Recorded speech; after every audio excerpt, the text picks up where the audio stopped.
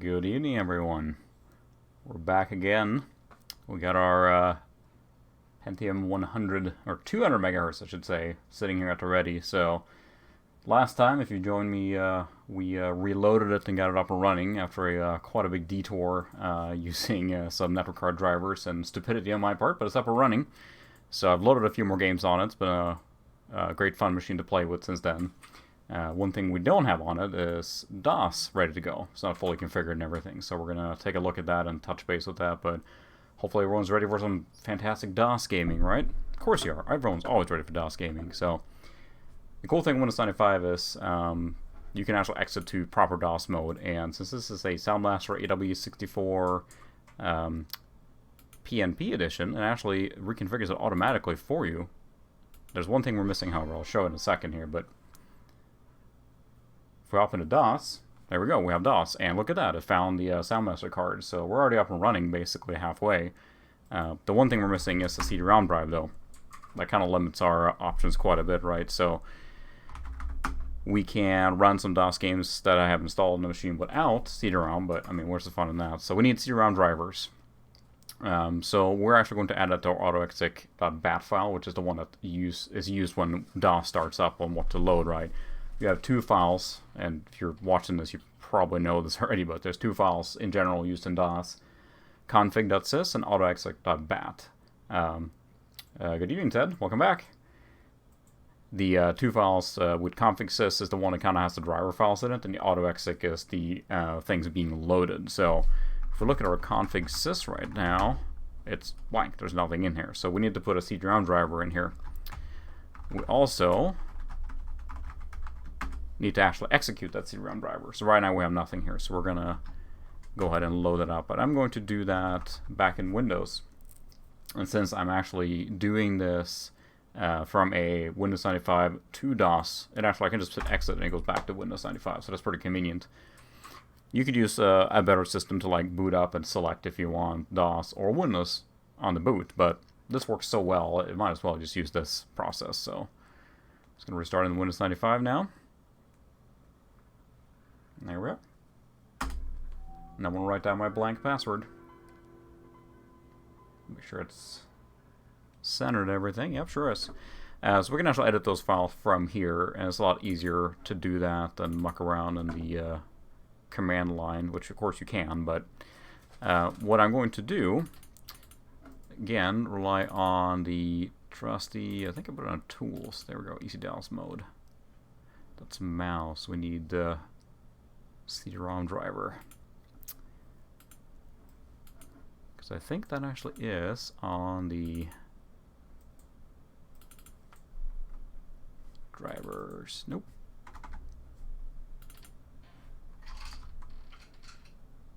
Yeah, we actually don't have that at all. We'll have to grab the MSCDEX files needed to load the actual CD-ROM driver. It's like always the thing with these old machines. You're always going to have to be messing around with something, right? So, don't think I have that on here. I'm just going to grab it from Art of Machine, I think, instead. CD mouse, video CD, there we go. The Easy Douse mode is from Phil's Computer Lab again, which is a fantastic resource for just about everything. What he did is he configured a pre-canned one to load a whole bunch of stuff. So maybe that's in Windows Command. Gives you, if you haven't used it, it's a very convenient boot menu that basically gives you all your options for different memory options. So I kind of piggyback and use some of the stuff he's configured already about loading different memory configurations to get older games to run. So let's go to the C drive, Windows, under Command. There it is. So what we need is actually, we already have that there, so all we really need is to copy these files here, or the lines. Oops. There we go. We're going to go into our autoexec.bat. I'm doing this kind of out of order, because normally you do config sys first, because that's kind of where the driver is. yeah, and say half of the fun is actually messing around because it feels like nothing ever works like you expect it to on these little machines. Of course they don't. Why would they? Where's the fun in that? You might as well run a modern computer at that point. So we need to load basically this guy here in our config.sys file. Open that with Notepad. Now one thing, of course, this is not sitting. Okay, so he's doing that. So we're going to grab that driver as well and drop that in there. So we'll do save. Exit out of this. Exit out of this. We are going to grab from... I'll grab both of these. What he did is he put them in the drivers folder, so we're going to put them right there. So now we're going to load... Now we're not loading the mouse driver. I think that already works, so we'll try that. I did try some DOS games with the mouse, and it was working just fine, because we're exiting from Windows 95 into DOS, so we don't necessarily need this file here. So let's just give it a try here. We'll shut down, go back into DOS mode, and I'll see if we have a CD-ROM drive or not. Yeah, I mean... let's see, I don't think it actually loaded, so autoexec.bat. Device driver not found optical, so I didn't configure that properly. So we'll go back into device driver not found optical. I think I need to specify that somewhere else. We missed something. Back to Windows. Now normally you could do all this from DOS, but it's pretty nice, convenient to hop back into Windows and do this, so we'll just cheat a little bit. But yeah, Phil has as much criticism as he might have gotten, as far as, as he might be. I've never met him, obviously, so I can't tell anything about that. But his resources are, unparalleled as far as like what he's put online. His website is a just fantastic resource for anything when it comes to vintage computing, so I can't knock him for that. So let's take a look at this one again. I think I might do is just copy this whole thing into a... There we go. To a notepad. So we can actually see it better. There we go. And we'll take this guy. I said I could just run this straight up, which will be fine as well. What I'm trying to do is kind of keep it short and sweet so it works with the current configuration I have. So we're loading that there. But we need to configure it first. So what we're doing is... Yeah, we're doing it right here. So why is that not loading?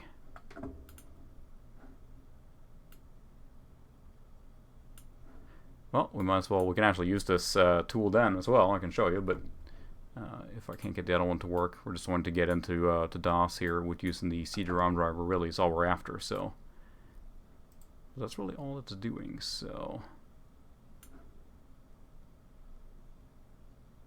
it must not be using the config sys when it's doing the restart, so alright, fine, we will we'll adapt. We will use that restart thing. So what I need now is I actually need these pieces here. We'll take this out. There we go. And we'll need this piece here. Oh, that's right. Duh, I need to do this properly. Let's see. I'm hopping around too much now. We'll go back in here. What we're doing is actually just replacing the Sound Blaster configuration that's in this startup guy here with that. There we go. We'll save that, and then we'll give this guy a try.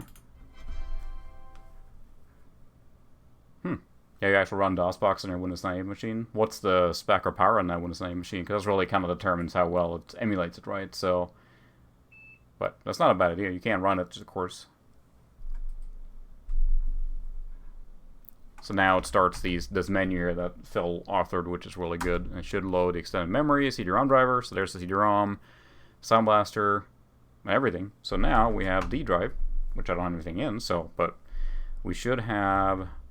Let's try a game first that I have loaded up here, such as, Duke Nukem 3D, because it doesn't get more classic than that. Make sure sound still works on this guy. Make sure it's capturing correctly here. Make sure it's not too loud.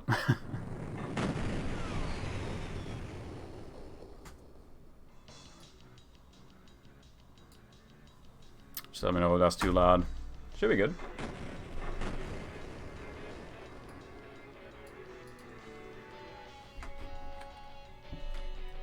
But runs just fine. At least the biggest thing I wanted to double check was that sound works, which it obviously does.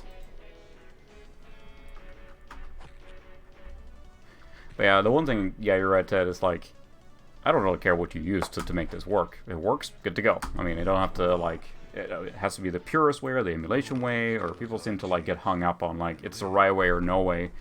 I'm like, if you're having fun, it doesn't really matter. I'm like, you could run it on a modern computer and emulate it. DOSBox is phenomenal.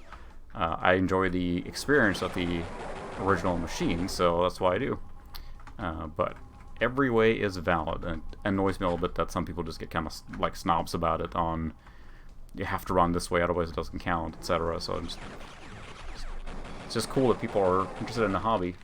Okay, so that's very strong. Yeah, that's actually I have what I call an overkill machine for Windows 98. That's about the same. I think it's 3800 plus or something like that. Yeah, that still runs Windows 98, but it's got a Radeon 9800, so it's certainly stronger than would be warranted or needed.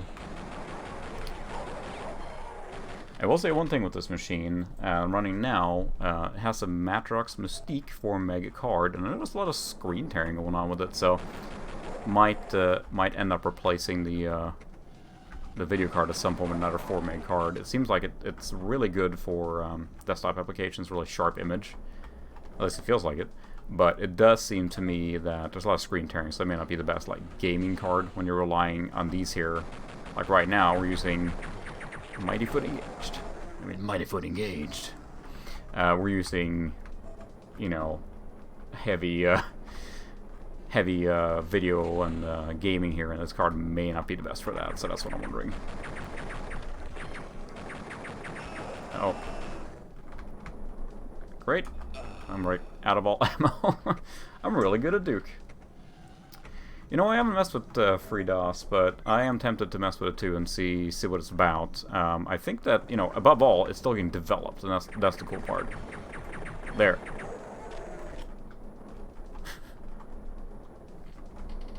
Duke is so badass, he can kick with both his feet at the same time. A very poor Duke 3D voice, but... yeah, FreeDOS, the cool thing again is it's being developed still, so that's the real nice part about it. So you know they're gonna keep fixing bugs and things like that, and so it seems like that's the no-brainer. But I think there's some compatibility issues that's not quite as compatible. But again, they're gonna keep working on it, right? So, ow. Hail to the king, baby. Hail to the king, baby. It's classic. I used to play this with a friend in Duke match on no modem cable, and we just sat throwing like pipe bombs at each other constantly through a teleporter. And I think that just we couldn't stop laughing. It was just so fun because like, come on, step in, boom. No, you come in, boom. Anyway, I wanted to make sure the sound works, which obviously it does. But yeah, I do want to build a machine using FreeDOS and see what it's about. The one thing I want to test now is, of course, we actually have CD-ROM support. CD-ROM support. So let's go with a classic. There you go. See, I can't blind you with the light too. We have Red Alert. We're gonna install it from CD-ROM. Doesn't get more classic than that either. This is the European box version, which is the one I have.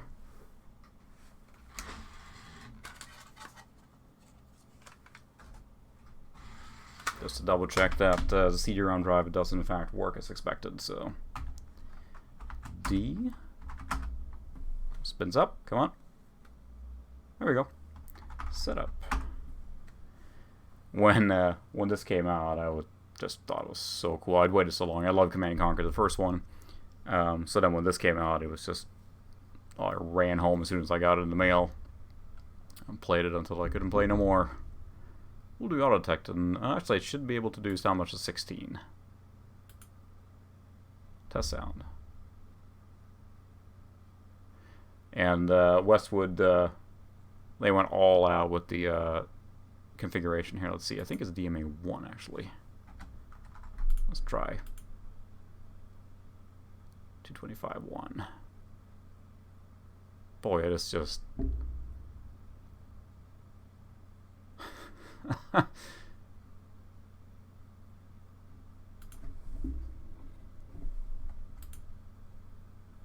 See, I don't hear anything. So let's go back to 5.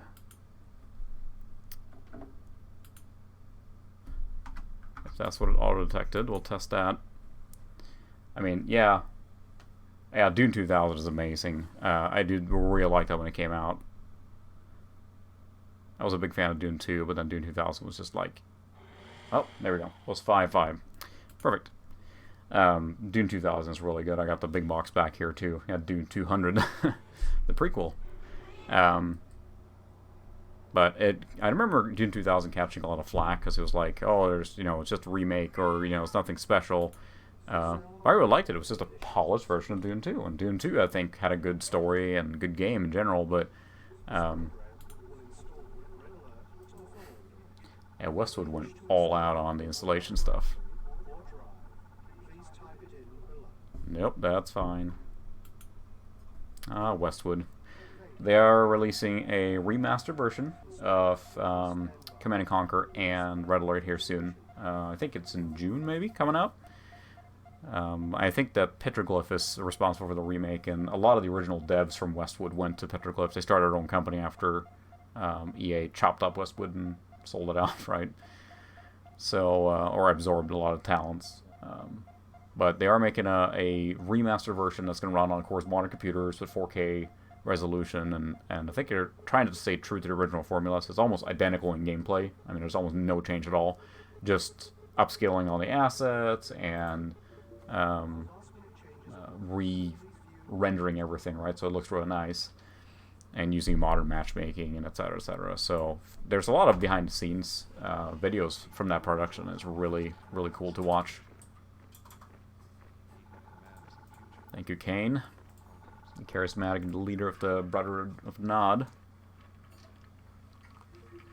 The actor who plays Kane is actually he directed a lot of the full motion video sequences and everything in all the Command & Conquer games, so that's pretty cool. I can't remember, it's like Joe Kunkan or something like that, maybe? Type RA for Red Alert. We have to listen to Hell March. That's the whole point of this game, is Hell March.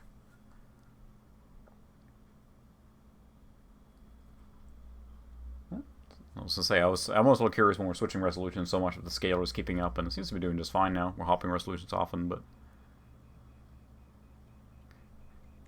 Point being, Duke Nukem ran, of course, just fine, but now we have a Windows 95 machine that also runs DOS games because it's a 200 megahertz Pentium machine. It's going to be able to handle just about everything.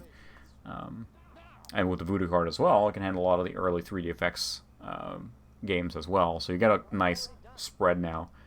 Not all the games that are like, you need... minimum 200, of course, it's going to struggle in those games, but anything that, like, needs, like, up to 100, 150, this thing will run, like, breeze through it, but, yeah, we'll see. Hopefully, it sounds like EA has given the development team pretty wide berth, I think, and they realize that if they don't capture that nostalgia feeling, that they don't have a product, so it sounds like they're going to be, or they're trying to at least make it good. I mean, you can tell they're passionate about the project. Question is if they don't do enough, or to do too much, or it's a fine balance, right? So, if you haven't played Red Alert, and I'm guessing most people have, they're time traveling, killing Hitler, and that changes all of reality. And of course, then Russia rise to prominence instead, and they become the bad guys in this game. So, which is why the Red Alert thing. But bless you, Westwood, with your amazing full motion video sequences. I think in the videos, a lot of the people in here are actual employees at Westwood at the time. They just pull them in like, hey, stand in front of this green screen and act. Okay.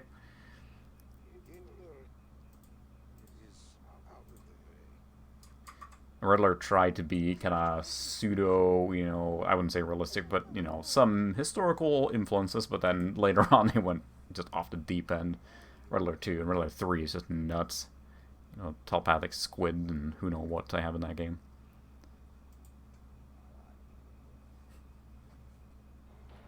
There we go. Sorry, I gotta crank it a little bit. it was a big deal when this came out. Command & Conquer was a huge smash hit, right? So when this came out, it was just kind of more of the same in that sense. It was a little more whimsical. Didn't take itself quite as seriously, I guess, but this was amazing. Still is. The cool thing with a lot of the Command & Conquer ones is that you can buy, like, if you're okay with Origin, that's a DRM platform, you can buy the Command & Conquer Complete Collection for, like, often they go on sale for, like, $5. You can play, like, every Command & Conquer game ever on your modern machine just fine. And it's, you know, if you like those old games and just want to relive them, it's a steal. I think I have mine for, like, $7.50 or something like that, so... which includes every Command & Conquer game, including like Renegade, the first-person one, which I think I still have too here somewhere, and everything. Still amazing intro. That's right. It automatically starts the Allied campaign because I have the Allied disc in. So they're Allied and then the Russian army. And my copy's seen a lot of love because sure enough it's separated from the inside here.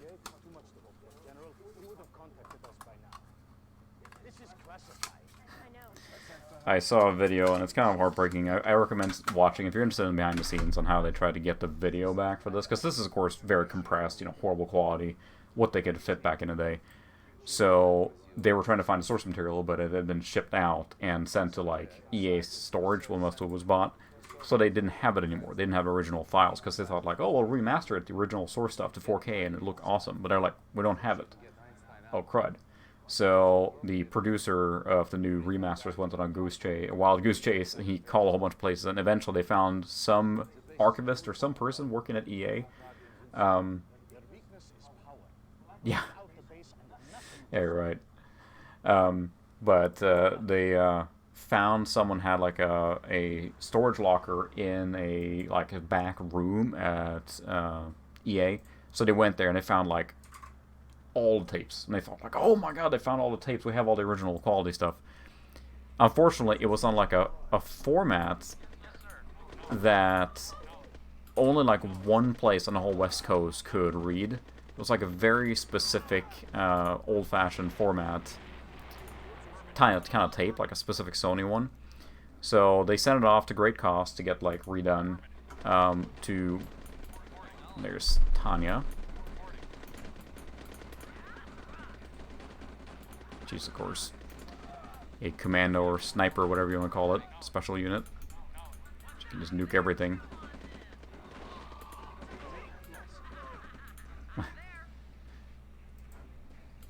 Take care of that factory too, or a factory, power plant. So they thought they had the original tapes, and anyway, so they sent them off to get restored, and it took care of that. Sent that in, and when they got it back, they basically found that it was just raw rips. Not raw rips, but the actual just copies of the DOS files. And they were just like heartbroken because then there's nothing they can do. It was the same original quality. So that was it. That was the end of that. So they actually decided to use, I think, AI upscaling actually to upscale the very poor quality of video that was in gunboats too. This game is a lot of fun in multiplayer. But anyway, they use AI upscaling and everything, so they were back to square one. So they did the best they could with the source material they had, which is unfortunate, right? It looks alright, but it's still upscaled from the video you just saw, like that grainy pixelated one. So that's what they upscale. This stuff is what they upscale from. I think they did do re-CG some of this stuff maybe, but that really limits their options on the video quality, which I don't know they're bun, but they did the best they could. What I did find in that stash was a whole bunch of behind-the-scenes stuff. So they're going to put that in there as like exclusive unlocked stuff. They also got the original composer, Frank Klepacki, to come back and remaster all the music from scratch. So that should be really high quality, including a whole bunch of tracks they never released. So yeah, this game was really, really good. Still is. Yeah, watch that video of the producer for the Command & Conquer Remaster talk about it, and he's just like, you know, okay, this is a lot of ups, there's not a lows, and silver lining. So, but yeah, you can only imagine that what that costs to digitally restore, or not restore, but digitally extract all those videos, and then find out that, yeah, they're unusable. It's like, man. So yeah, they basically took this. You can see it's very grainy. We can capture there, but very grainy, pixelated, and they're upscaling this, so it kind of looks like a Super Nintendo like smoothing filter. So the best they could with what they had, but I think they said it took like days per video to re-encode them, just because there's so much work per like frame.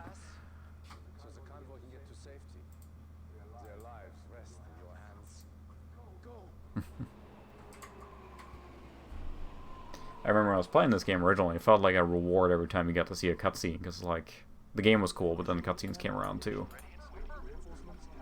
Reinforcements have arrived. This game obviously is extremely similar to Command & Conquer. It's just in a different setting. I mean, it uses the same engine, uses the same kind of build system. You're harvesting ore instead of Tiberium, so yeah, I mean they stuck with what they knew, right? Which worked really well. The cool thing is that this machine now will run these DOS games just beautifully. Oh, sorry, I have to kill the dog. Have to hear that sound. They wreak havoc on infantry, so you don't have a choice.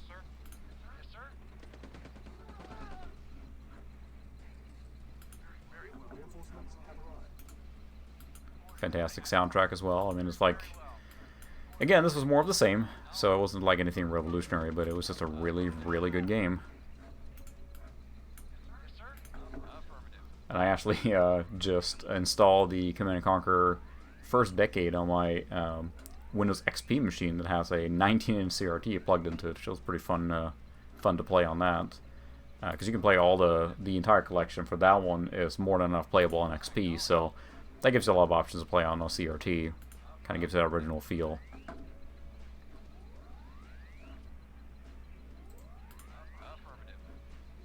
It's funny because yeah, because it is, you know, all the Command & Conquer games are very frantic. You're hurrying and doing stuff really quick, and the cutscenes were like kind of a reward to like, yeah, I made it, and that's it, you know.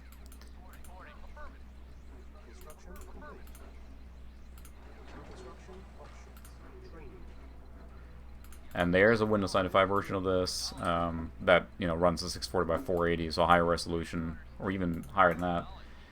Compared to this, which is the DOS resolution, so it's pretty pixelated, right? So, and yeah, that's right. You have single build queues. Shows its age in some respects.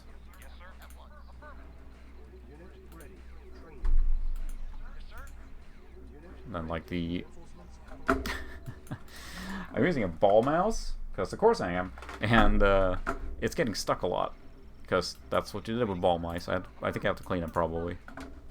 It's all part of the true experience. You can only build one unit at a time, you can't queue them. Maybe I'll switch to a laser mouse, but it wouldn't feel right, so. It's actually a, kind of like, this is a pretty common design back in the day, just compact, no scroll wheel or anything, pretty square mouse. Guess we'll need a medic too, or two. Like, linger too long in this game, and it's pretty much the whole game, just getting more and more units, so. It's a lot of fun in skirmish, but above all in LAN, it's super fun. Sorry, we have a timer going, so better get going here. Clear the road for the convoy.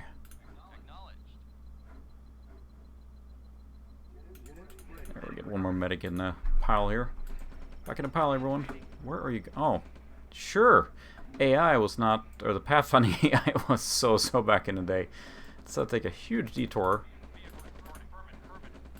and get destroyed by a couple of infantry units. Okay, well, I mean, that's fine. That's fine. This is fine. Why don't you just go back up here? Go back there. The one thing I think people forget with playing this, we like think back to Dune 2. you couldn't do multi-unit selection, because I mean, it's like Command and Conquer to me solidified like this is what an RTS is supposed to be. This is how you play it, and this is how you do maneuver and everything. But Dune 2, you click like a unit, click moved, click on the map. Click the unit, click moved, clicked on the map. It was incredibly inefficient to move around like large convoys, or you know, when you're doing the final push towards the enemy with a lot of units. It was awful. I think a lot of people have forgotten that, which is where Dune 2000 was so nice, because it, you know, was a reimagining of the game, but stayed very true to it, with, of course, their trademark full motion video sequences. So, I really, really liked Dune 2000. Oh, that was great. I did a report on it in high school, because why not? They had us, like, we were supposed to use, like, a presentation software. I can't remember what it was called, but it was kind of like PowerPoint, but it wasn't PowerPoint. I did like a thing on Dune, saw Dune games. I thought that was so cool. Of course it was cool. Using a computer was cool back in the day. We'll go this way. At least I think in this game the ore doesn't hurt them versus Tiberium in Command & Conquer. It most certainly hurts them, so. There's a little pump. Look, now the AI is deciding to go this way. No, no, no, no, no, no, no, no, no. Come here, there's an oil field there. Why don't you blow that up? There you go. There you go. I will destroy his harvester. Or truck, sorry. Yeah, I do wish I had more IntelliMouse, or IntelliMouse, whatever you call it. That's a really good one. I think I have one or two, but they've worn down. Are we fighting up here? Hey, they're attacking my harvester.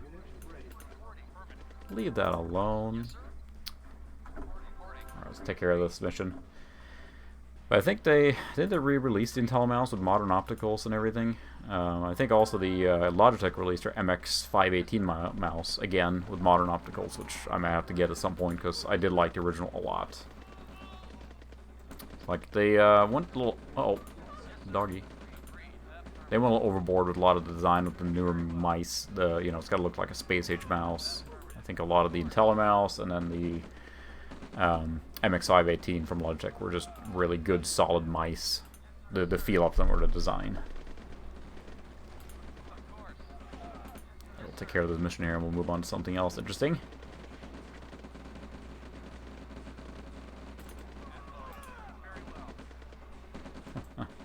Yes, we're going to keep shooting at this concrete building with our machine guns until it explodes, because that's how things work.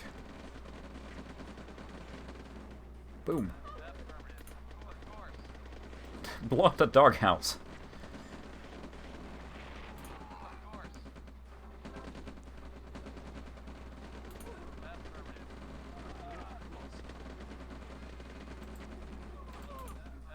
Construction yard.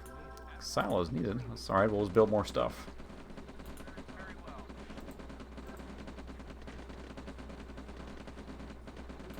Look at that. There's a oil drum behind there. That was convenient. Bluey.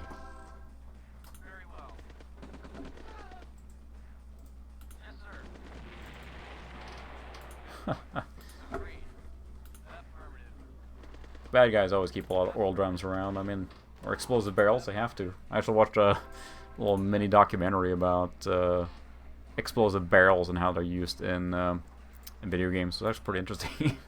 Like, where was the first explosive barrel from? It's a YouTube channel called Retro Ahoy. It's really, really good. If you haven't checked it out, I highly recommend it. He's really good with graphics.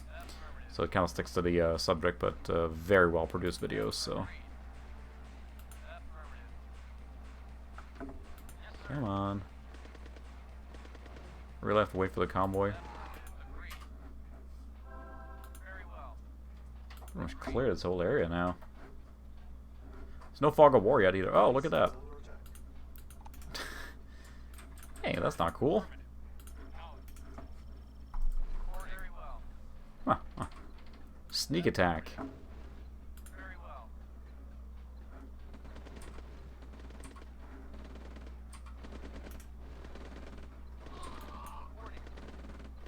Boy, they were insistent on getting that refinery, so they're lost, I guess. There we go, convoy approaching.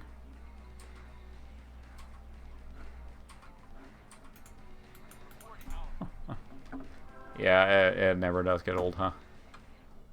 There's the convoy, and I gotta wait for them to, like, slowly drive their lazy AI all the way around. Great. I don't know, I'm kind of done, but I want to finish this now, because I would just put all the effort in. Oh, there's Hell March, too. The remix version of Hell March from Red Alert 2 is probably one of the best songs to come on a Command & Conquer, or pieces of music, I should say. Pathfinding, come on, you can do it. So, next in the pile, let's see what else we have. I gotta try this one, I'll show it in a second here, but it's a game I really enjoyed when it came out. It might be one of the 9-to-5 games, so we'll see if it runs on Douse. I can't remember, honestly. Look at the box. Yeah, it says Windows 95, so I'll switch back to that. Recommended is a 166 megahertz machine, so should be interesting. Switch to that in a second here. Anyway, DOS obviously works now, so now we have, again, a very capable machine that we can play DOS games on, we can play Windows 95 games on. Mission accomplished, there we go. And now we get an FMV.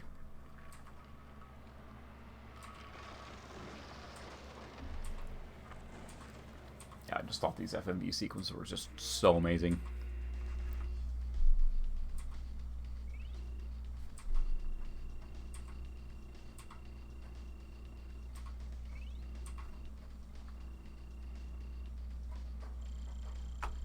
Got it.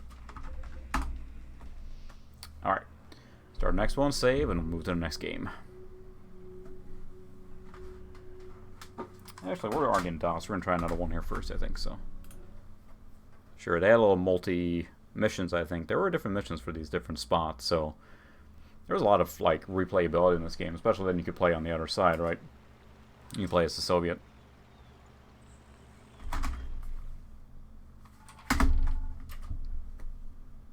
There just got a little text.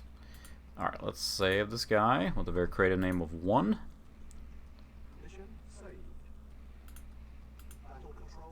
And exit. And they always put a little sneak peek in on future games in there too. Alright, so the next game we're going to play... Whoop, oh, there's DOS again. TIE Fighter. I can get that box to stand up.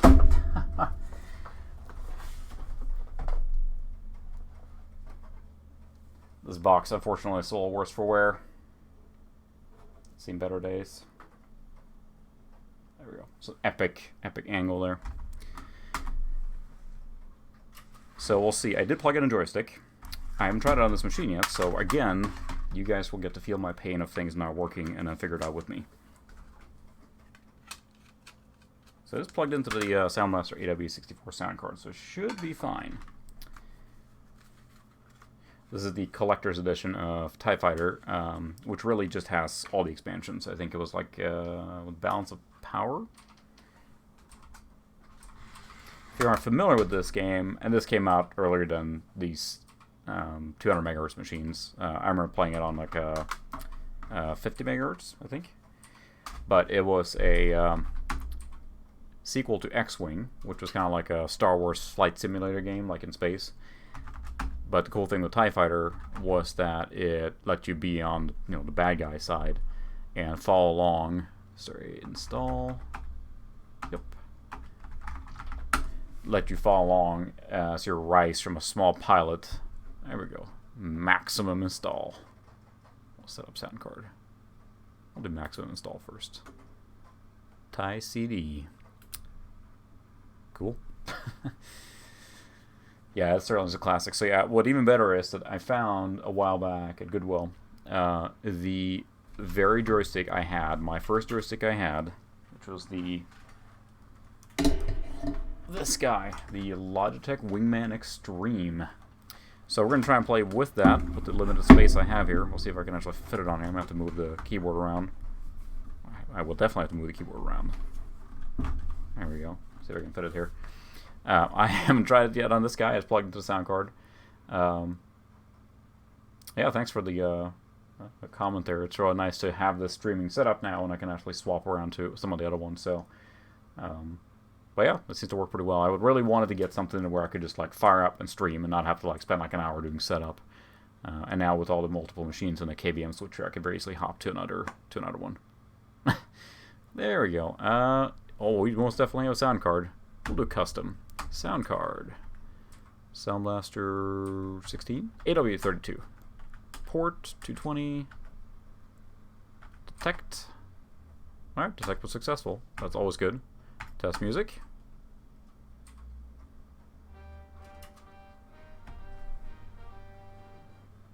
Imperial March MIDI edition. Let's see, what is that supposed to be? Change stereo reverse. Yep, there we go.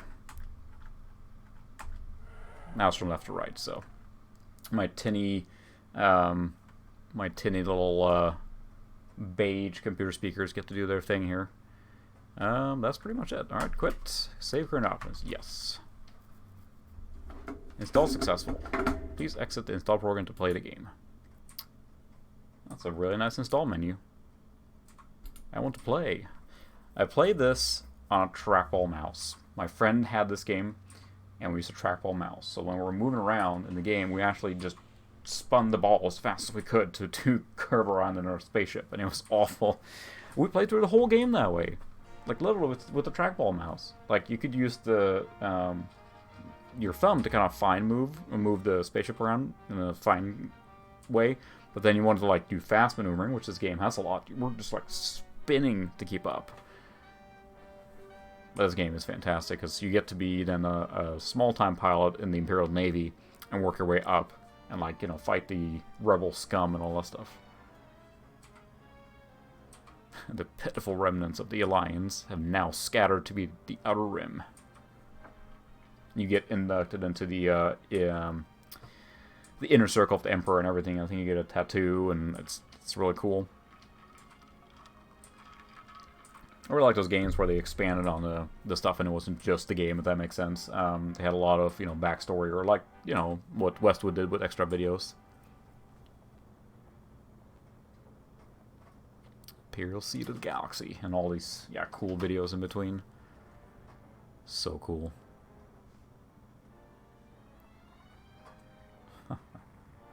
Let me know if it's too loud or too quiet on the music or sound there. I have it turned down a little bit on my side so it doesn't overwhelm. If you like the TIE Fighter sound, you're in for a treat.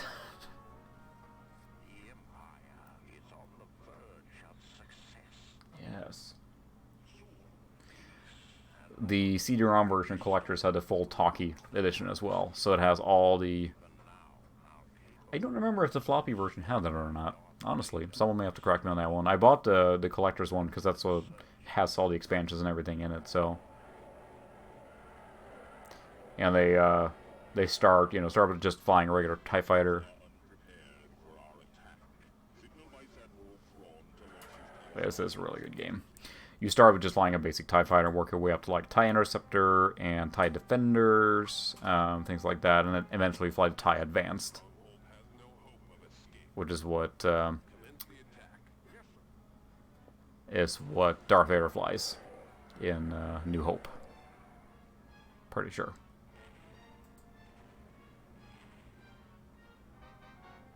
So really cool idea of a game, and it's executed very well, so it's super fun to play. I mean, when you're actually flying, it's mostly just a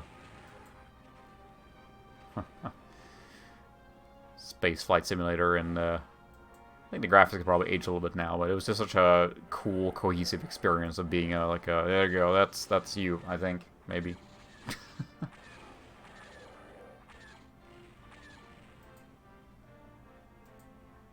It's very, like, uplifting, you know, bad guy music.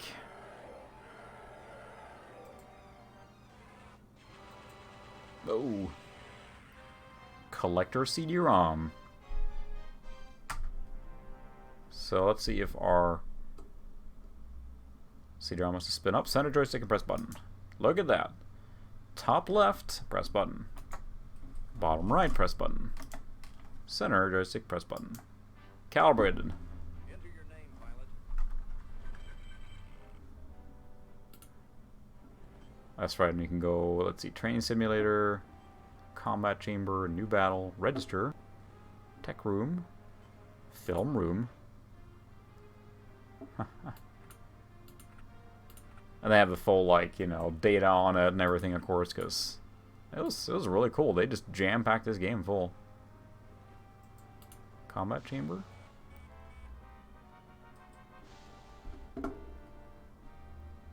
Nice. Practice. Enter briefing. This is a really well-made game. Just all the way through. And of course, it's a flight simulator, so it uses, like, the entire keyboard for commands. The British are in space and they're evil because they're the Empire. Everyone speaks British.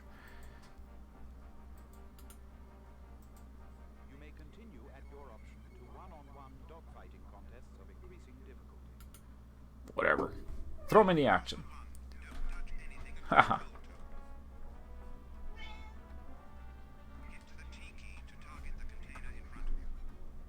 Yeah, works great with the joystick.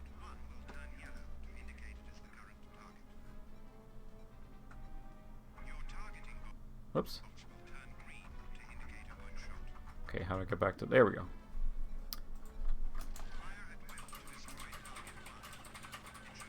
There we go. Yeah, it works really well. I feel a little lost without the trackball, but clearly, target next container, and then we'll see it's right over here. Wow, you can even, if I push the button here now, and I move my joystick, he does the, right forward view. There we go. Check your forward sensor. 9, and then 8 is straight forward.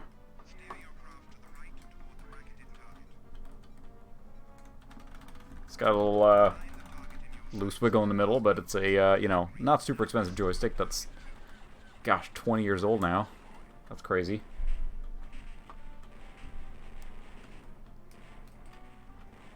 Oops, there we go. So that actually switches to cockpit view. That's cool. Continue on until you destroyed all the containers.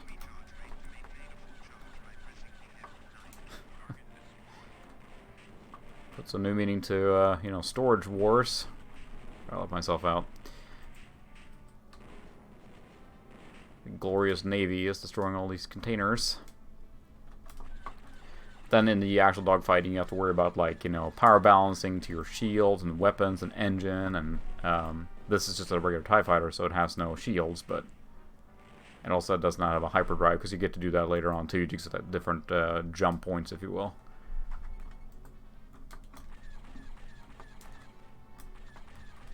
Like I said, I'm pretty impressed I got this far this quickly and getting this machine rolling with Douse, even with the joystick and everything. So I feel I just have to take this joystick apart and just, you know, make sure everything's tight, because it's really is wiggling a lot in the middle. So I'm guessing just it's, you know, loosen up over time.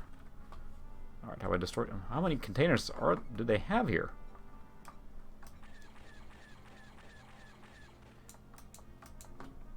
Did I run out of laser power?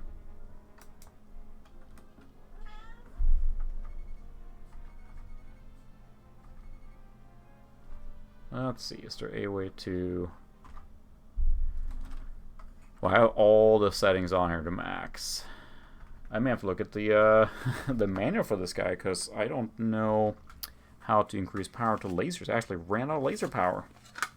I think I have it at like even, and I'm not recharging it. So you can actually set the balance. It's a little odd it hasn't asked me to do that yet. So, you know, back in the day, you had an actual manual. Now, this is just a insert into the CD, so you can actually look at it here, but I have the full manual as well. But there's got to be a, let's see, quick information on the keyboard keys. There we go. View, throttle, directs energy from the shields to lasers. Shift F9. Of course, Shift F9, or, okay, semicolon. Craft is not equipped with a adjust beam recharge settings.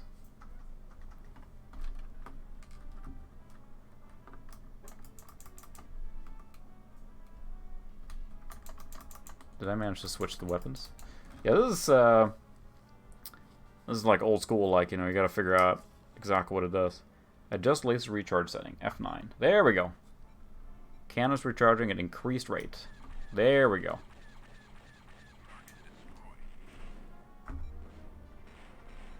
Maximum rate on the, Alright, do I have any more containers? Because, dear goodness. So you can see, hard to see, but if you look at, I can't of course point, if you look at the, you can just a mouse too, which is of course a trackball. If you look next to the zeros in the middle, you see the little green bars start building up, that's your lasers. So it ran out, and I of course now maximize that to build up. And if you keep it like here, it runs out, so you have to increase it occasionally to recharge it.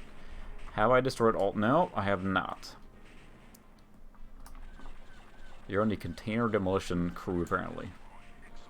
Excellent job, you destroyed all our shipping containers. Congratulations, your gunnery skills are acceptable. How do you go to third throttle? That'd be good to know. If you could tell me, that'd be great. Just 1, 2, 3, maybe? Nope, that was the movement. Nope, that's the ship camera. But yeah, Brian, this is a really cool game. If you like Star Wars, this is well worth the time.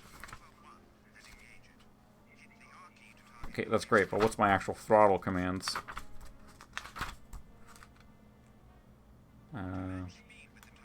Increase speed plus.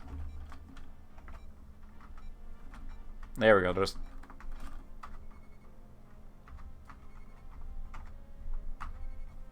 Alright, there it is. So let's chase this guy. I think you can match speed. Matching speed with target. Well, we don't want that. I remember that because there's a lot of plus buttons to do that.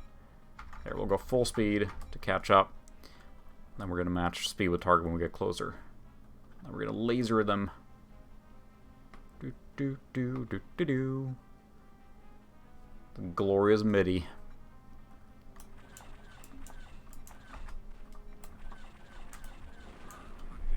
Alright, where's the next target? And you keep doing this until you basically win.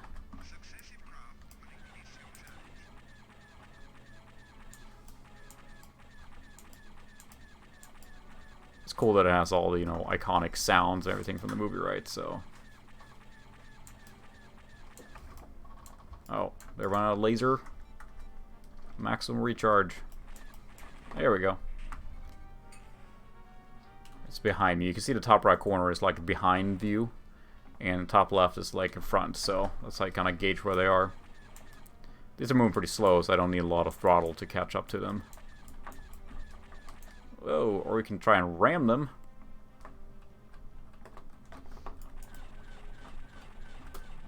There we go. Oh. I just finished this mission, and then we're going to try a different game. Might go back to Windows 95. Got a game I really want to try from nostalgic purposes, and it's pretty funny too. Of course, I'm hyping it up now. It's going to be just awful, but, you know, you're watching it, so I'm sure you want to see it, right?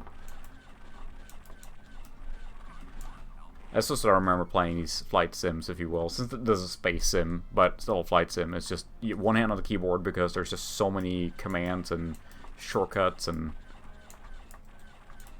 Oh, he's running at full throttle, huh?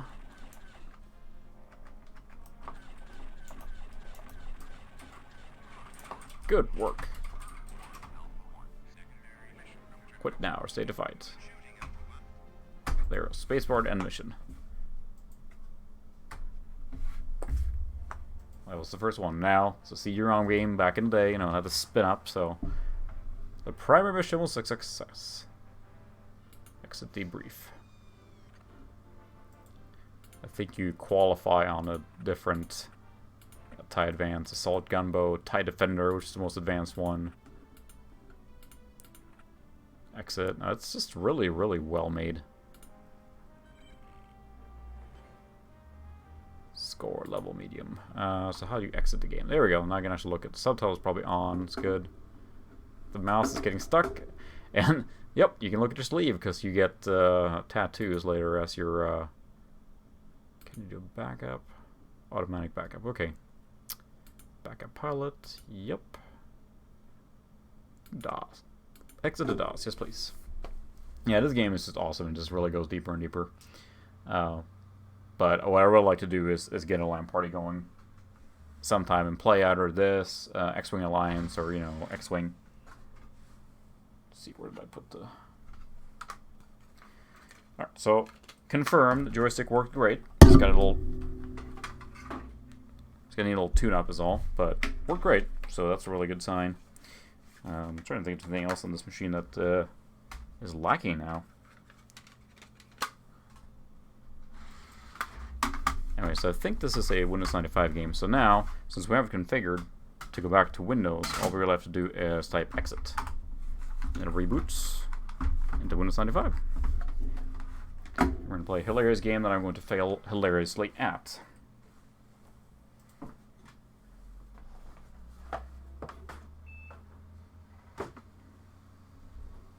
And that is Diabetis Sword.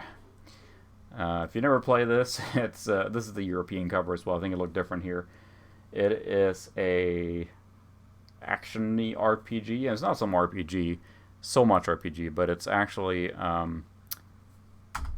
let's have to show it. But the biggest thing that touted was that with the num keypad, you can actually control where the sword goes when you're swinging it. So if you want to like swing from the top left to the bottom right corner, you actually push 7 to 3, and he will do that slashing motion. So you can control that whole movement, often resulting hilariously in unpredictable scenarios and just awful movements. So we'll see here if I can remember how to play it, because I haven't played it, of course, for so long.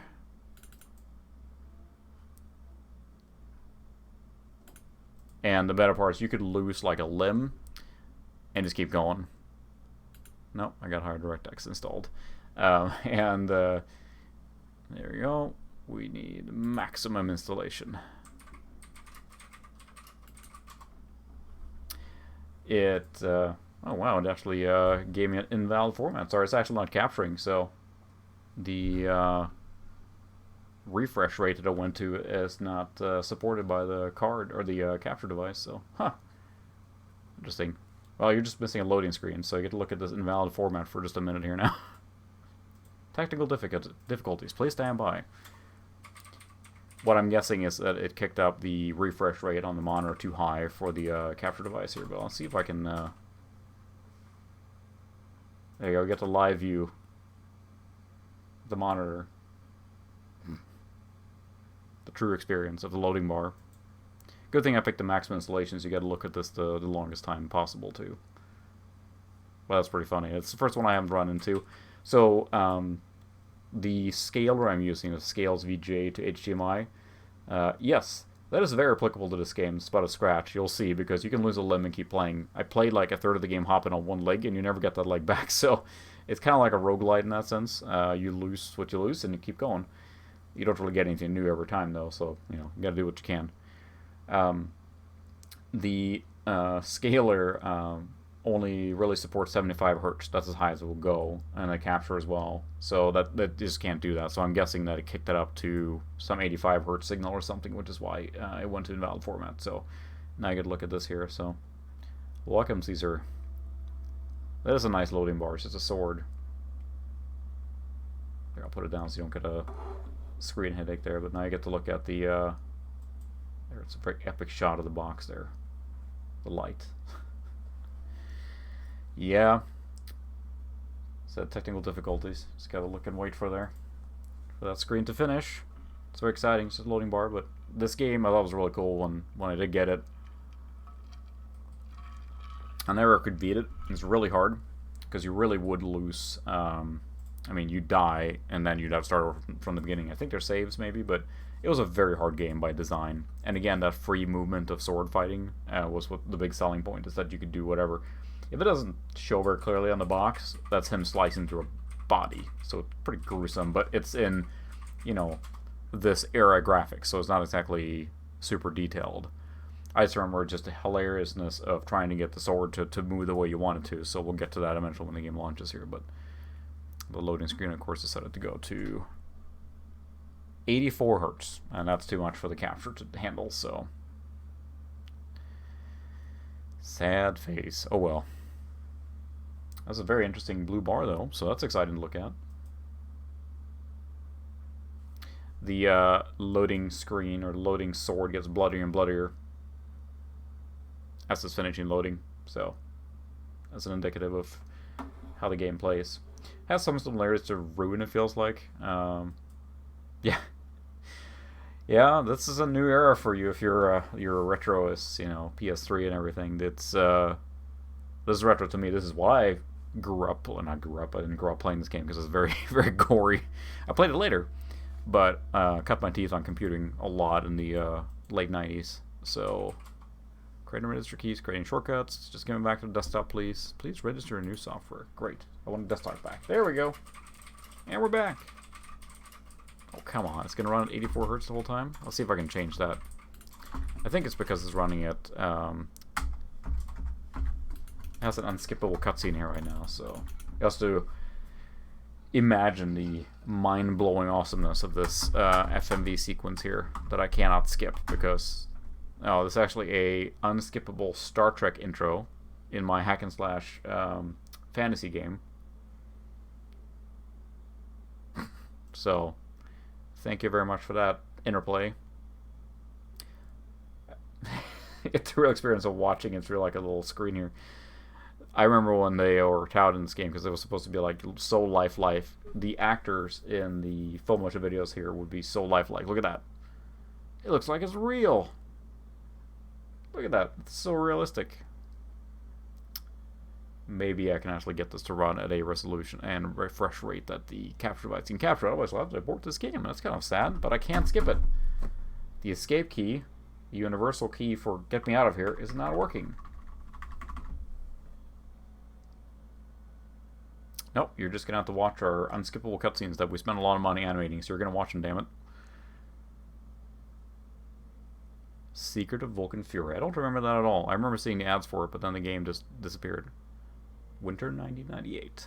So this game, Diabetis Sword, I think came out in 97. Can I please exit out of this so I can go back to the capture? Wow, they are relentless here. And I'm sorry, there's a special place in hell for unskippable cutscenes. It's just not okay. Still going. Come on.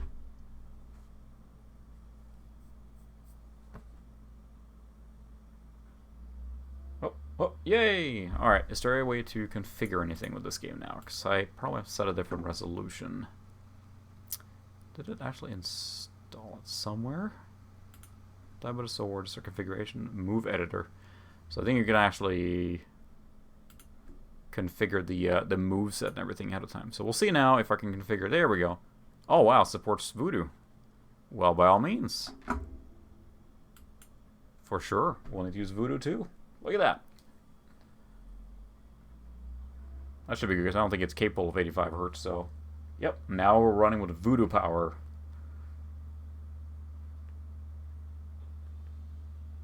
See, so you're making me feel very old now, but I guess I am old, so it's alright. Alright, we'll do a little, you know what, we're just gonna hop right in Quest. I got this, no problem. I mean... we're going with the easiest difficult level because this will destroy me, I'm sure. But yeah. That's right. I'm not sure I had Voodoo. I think I ran this under Direct 3D, so I don't think I've ever run this under Voodoo, but it's pretty cool. It supports out of the box. But it was 97, so Voodoo had been around for a while then, so... This is pre-rendered. Fortunately not in that, or that refresh rate, so... Typical story, he's a knight. He's got a beloved. She gets kidnapped by kobolds, and you gotta go chase after them. And the very, very stiff skeletal animation there.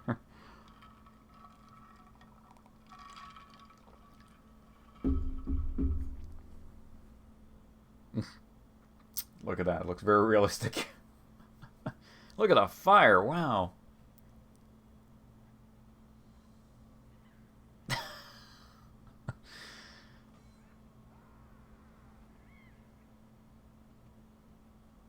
And that's kind of how the game plays too. You kind of have this like stiff like movement going on because, I mean, it was mid-90s, right? Or late 90s. Oh no, they kidnapped her.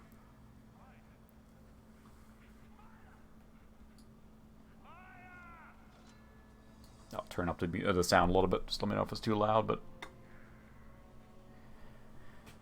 It's not set in open world, sadly. It's basically just in a cave the whole time, but it's a pretty hilarious game. We'll see how this goes, and I'll skip the tutorial, but I'm feeling confident that I'll get my ass handed to me, so. Oh, a cave in just at the right time.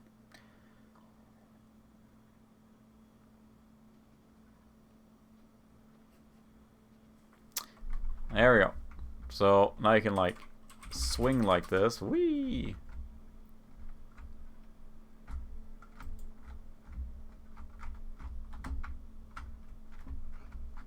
So let's see.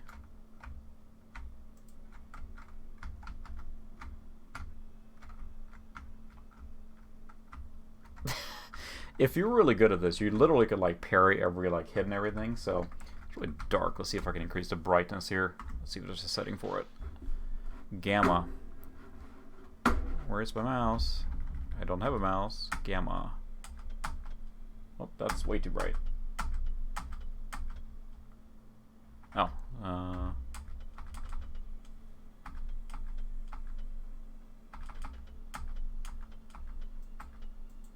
There. I'll have to do. Doesn't look very good, but detail level. Control. Keyboard VSim. There we go. There we go. So now, so arcade lets you like, it has a pre-configured like moveset. And now I can like, if I push the 9 key, he lets us sword all the way to the 9 to the top right corner. So I push 1, he swings down. So then you can like do these chopping motions. So this is 6 and 4 on the num key. Like whee. So then you can do like these advanced like parry maneuvers, and but we're not gonna do that. I'm just going to die basically because yeah, this is not gonna be pretty. And the sword will run into things, and it's just hilarious.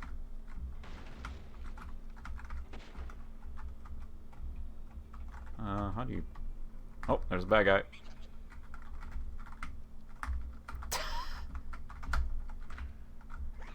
My fearless knight. Ah, I hit him.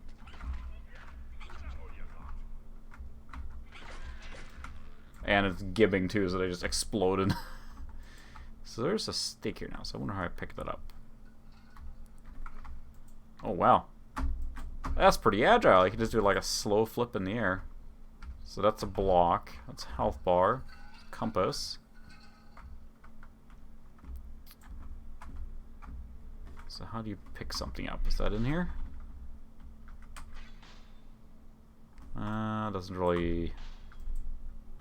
Control layout. There we go. Okay. So you can see the VSim controls here show you where the weapon's going to go. So extend to 0, block is enter. Alt turn the weapon down. So it's just, it's like, I see what they were going for, but it's incredibly challenging to execute it. I had one friend in high school who got fairly good at it, but that alone was hard. So show limb damage. Sheath. Crouch. So where's the pick up food? Jump, climb is C. Can you pick anything up? Glance camera. Glance cam. It's a delicious steak, but I like to get it.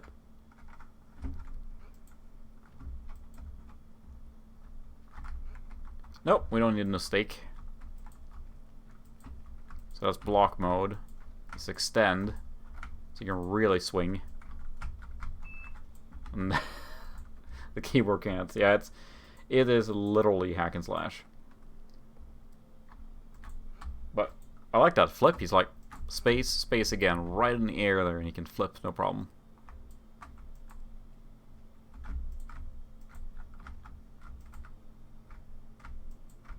Hello, I'm flailing my sword. I'm not getting through. It reminds me a little bit, I never played it, but I saw ads for a game called Death Trap Dungeon, which seems to be like in the same vein, if you will. So now I need the activate button. That's the jump. We established that.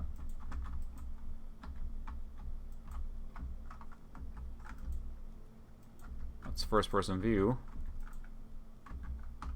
I have to look at the controls again. What is the actual use button? Was there one? Or is it the mouse button? Jump, crouch, other controls, action, keypad, star. Of course it is. Yeah. I wonder how a game like this would be played with, like there's his Gibbs there. Let's see if I can pick up the food now. There we go. You found a piece of meat. Fantastic. I ate it. You can pick up pieces of their... Found a breadstick. Alright. You can use the... What you can do then is you can actually pick up limbs and things like that and use them as weapons. So if you lose your own leg, you can pick up your own leg and use it as a weapon. Because of course you can. It's like this floaty control and it's just... It's pretty funny.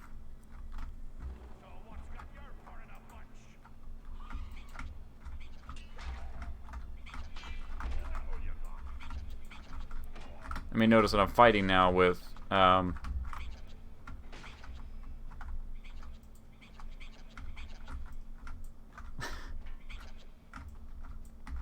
just using the fan technique here.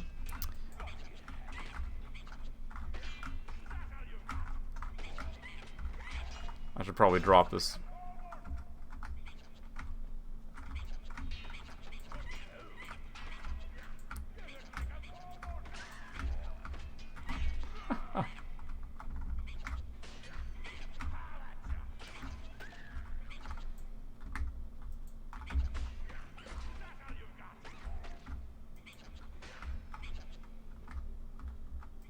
Fine.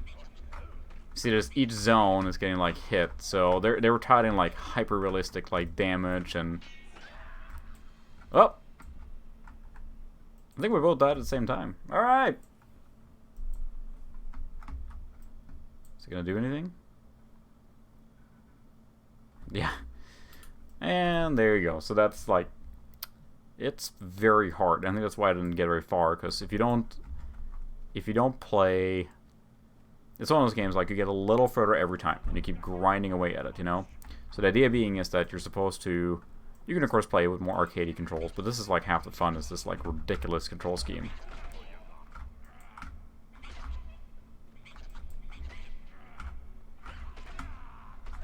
There, do better already. So he lost his arm, but he's still fighting. It's a motivated kobold. Whatever the heck he is. There we go. Got a good swing in on him there. There's another guy here, right? Did I get them all? No, there's one more guy there. What you doing there?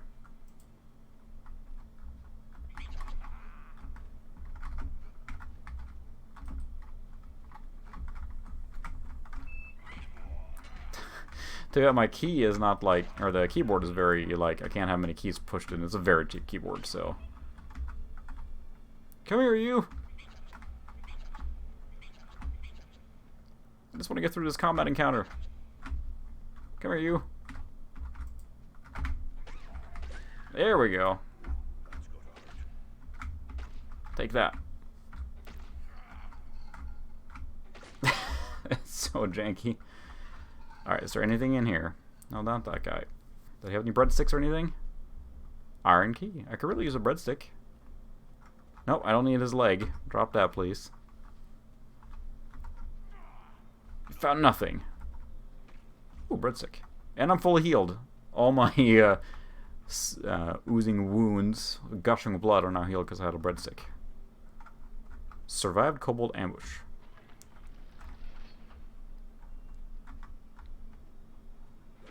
Whoa! Well, that's not nice. We're good, we're good. It's fine. This is fine. I can still fight. Whoops. What is the camera doing? Because it's not helping me at all right now.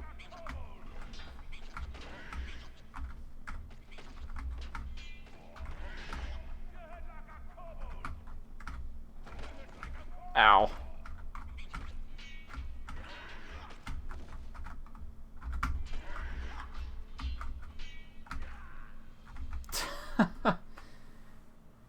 Whew. So there was an ambush there, so the actual rope pulled me up. and you actually can use the... I'll give it one more shot. We'll switch to something else. You can actually use the sword to cut the rope there, but let's see if I can avoid that little trap there now.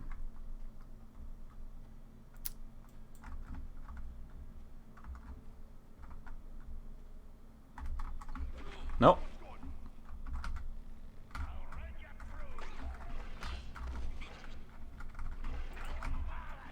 Ah, cheese it. Brave, brave Sir Robin.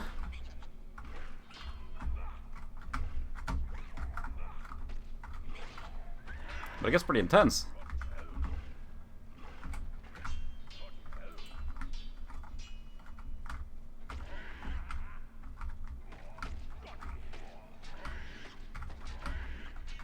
Can't see anything though.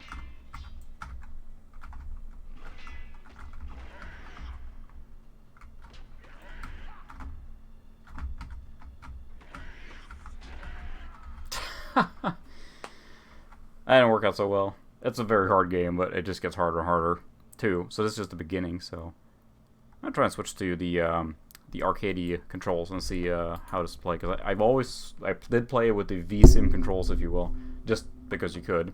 But it gets so ridiculous. You can actually use the mouse too, I think, to make it really fine-tuned, like on how you do it. Control, yeah, mouse VSim, which gives you complete control of the mouse, like this. So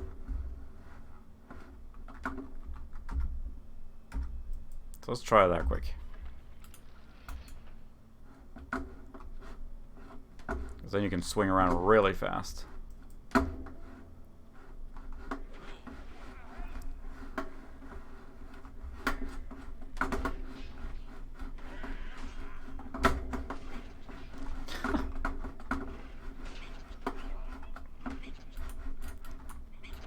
Whoop. Just flailing my mouse around.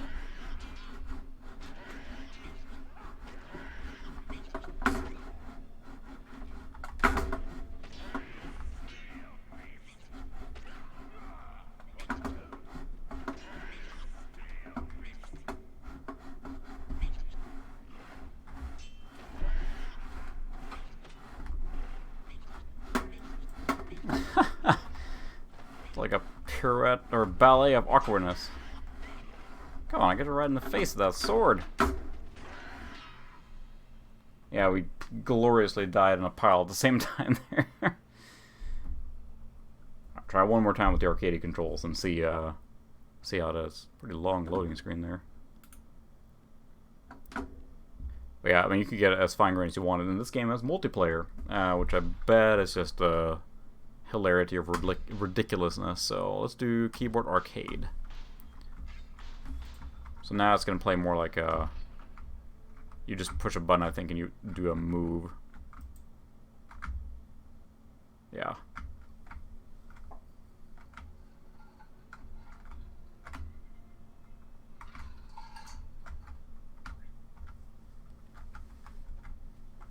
But it's, yeah, it's just really hard to control. There, I cut myself out of the thing right away. Huh. I have no idea what I'm doing. Hitting out in head though, so that's got to be good. Don't turn around.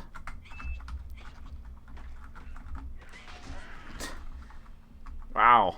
Yeah, he decapitated me. That can happen. And then you die, because that's what happens. So, let's move on to another game, maybe. But yeah, I just remember being like, oh, this is so cool. But it's so hard. I can't get anywhere because the game is so hard. Oh,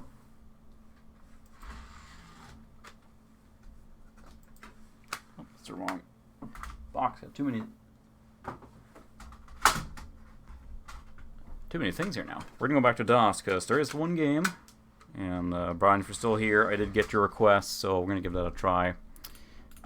So we're going to restart in Douse. I never played this game, but I did copy it over, so we'll see if it works. It's an older game, but I think this machine should be more than capable of handling it.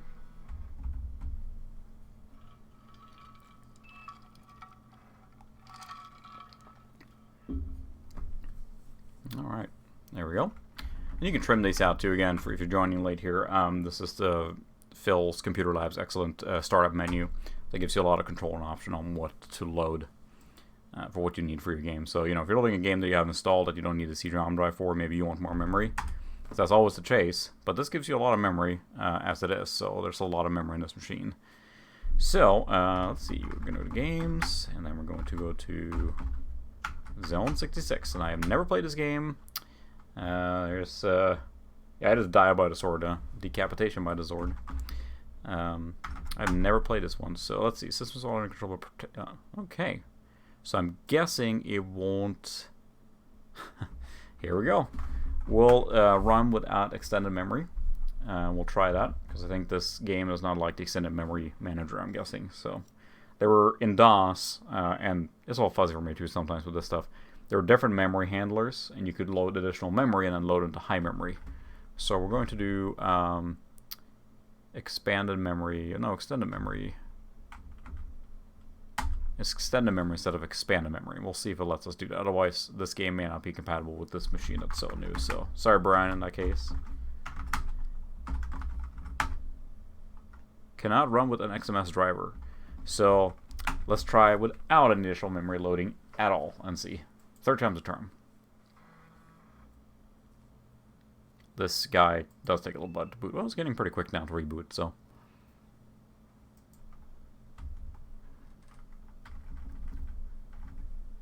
Conventional memory only, plus mouse. We don't need CD-ROM.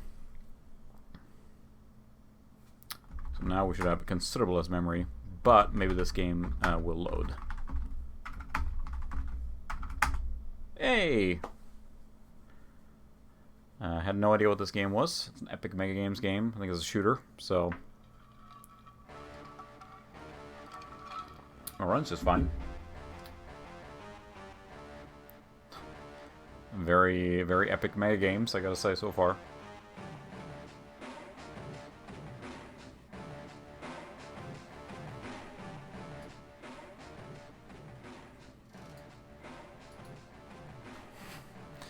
Nice hand-drawn intro there. Just a little anime going on. But again, it's like it runs DOS games just fine now, so you get a really nice range of a machine. If you ask me one sort of computer you'd want, a Pentium 3 is really good, but a P1, P2 that can run 175, 178, and a ISA sound card gives you a lot of bang for your buck as far as like what kind of games you can play, because there's a lot of Windows games. This is a pretty amazing intro, I gotta say. Gives you a lot of flexibility, because it can often run, you know, DOS games just fine. And there's a lot to pick from there. Yeah, this is on your request, so if you guys have requests of specific games, I can access a lot of different DOS games and Windows games in general. I have quite a collection behind me, but then have a large collection of abandonware DOS games as well. And this one happened to be in there. I never played this one, so we'll see. I think it's a top-down shooter game. Oh, he's mad now. Something bad happened. He's going to make something bad happen to them. Sure. Story. Lots of reading. Thanks. Even more reading. Great. Wow, there's a lot of story behind what I'm assuming is just a fly around and shoot things game. Cool. What are our options? Joystick. Ooh. Oh, you can even get, like... Let's try the joystick then, so we have one now. Let's make sure this works here. Counterweight joystick. Upper left, press fire button 1. Lower right, okay. Fire button 2. That's this guy, I think. There we go. Center, and there we go. So I never played this, so I have no idea how this plays. We'll do the first stage here. Great. More reading. There's a lot of story here. Someone took that part seriously. Select ship. Oh my. We'll go with the Blade X because it sounds cool. Payload. Oh my goodness. What do you set me on it, Brian? It's a really complicated game. Can I shoot something? I'm making bad choices now. Who knows? Cool. Oh, that landed.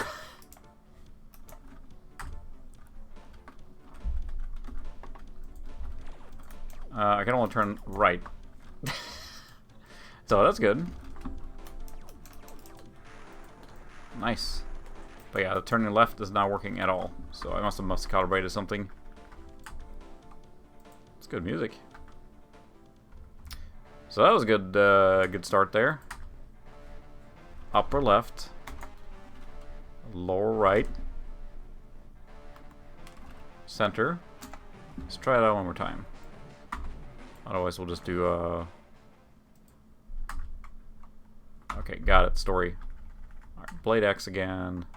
A whole bunch of missiles. Missiles look cool. We'll bomb. Mega bomb. Nope. Sure. I still can't turn left, so let's use the arrow keys.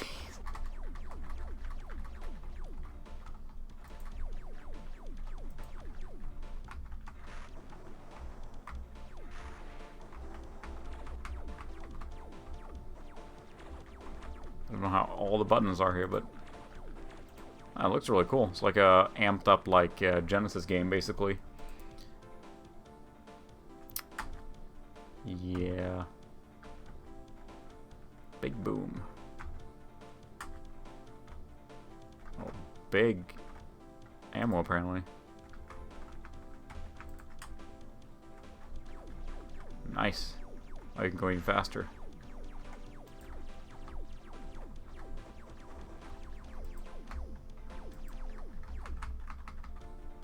Okay, so Z is dropping the bomb. Ah. So I assume it's like flying around, nuking everything, and then completing your mission. Oh, and there's a... Ha! That's a cool game. But challenging. Here, I'll drop a little cluster bombs there.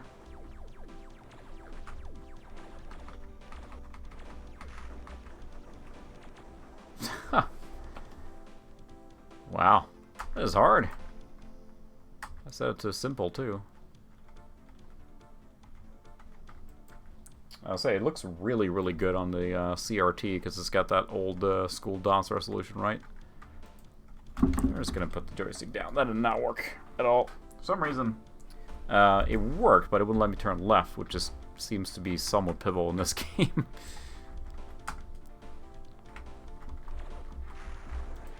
Ow.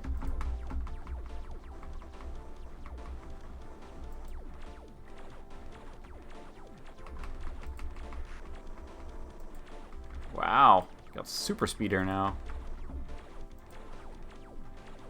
So how do you shoot the missiles? You remember the controls, Brian? This is one I don't have, for real, so... Welcome, Charles. We're just playing some old DOS games here, now hopping between DOS and Windows 95, and I'm awful at this game. Yeah, it looks... it feels really hard. Probably help if I knew the command. So I know Z now drops, like, the little cluster bomb there. But it doesn't look like... I'm going to move this here. Aren't playing Diabetis Sword anymore. I'm going to forget that embarrassment.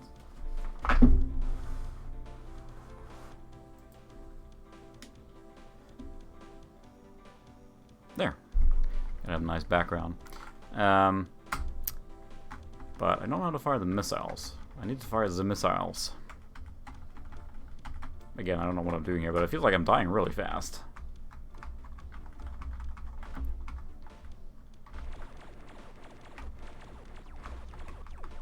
So Z drops those.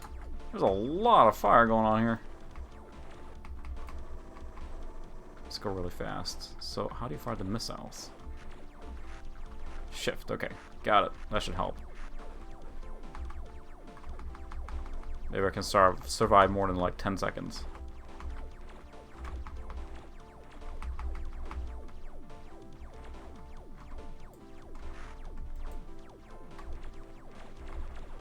There's just so many weapon options. Oh, goodness. It just reminds me of overwhelming about that, what is that, Pyro or Inferno game we played a couple of weeks ago. It's like spinning around a blue circle. Ah! Oh, I'm out of everything. It's okay, I have my trusted laser. I will clearly survive this.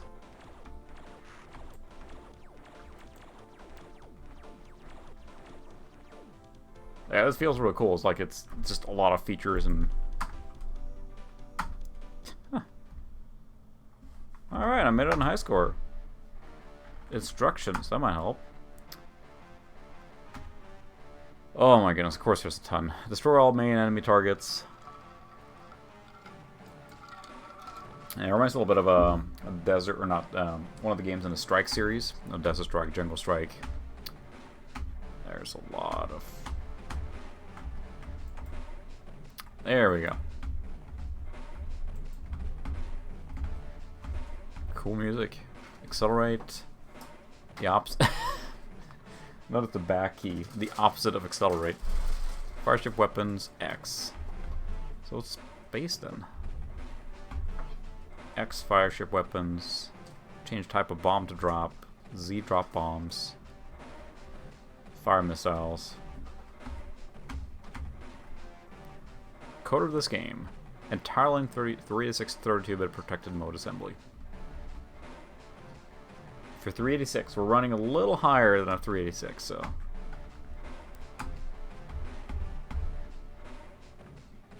Yeah, it was very cool, like, graphics, and... There, we could fax our order back in to buy the game. I do want to grab his gamepad. I don't have it, but it would be awesome to have that. I really like the graphics in the game. Like, the pixel art and everything is really cool. Yeah, Brian, you'll have to show me that some other time, because that was overwhelming. So now, since we are running it in a conventional mode, we'll have to reboot again, because otherwise we can't really do anything now. Any normal game needs extended memory or expanded memory, and won't let us do anything right now.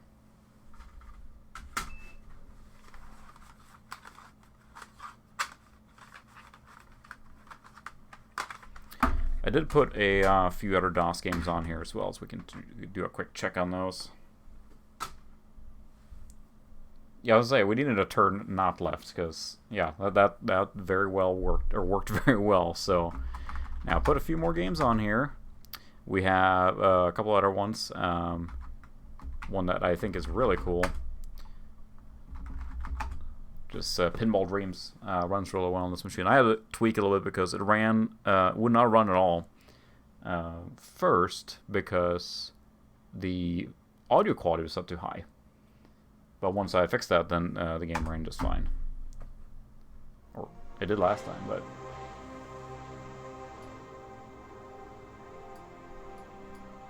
I'll turn out the volume a little bit. It's a very loud game, so...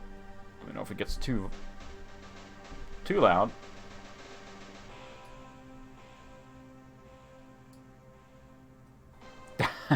I could try to run Windows 10 on this guy. I don't think you would have a good time. Single core. Of course, it ran last time and now it froze up. That's the nature of these DOS games. The music's cool though. Also, the fact that the volume changes dramatically too. This is more of an Amiga style game, but now the machine is like completely frozen up. Won't do anything.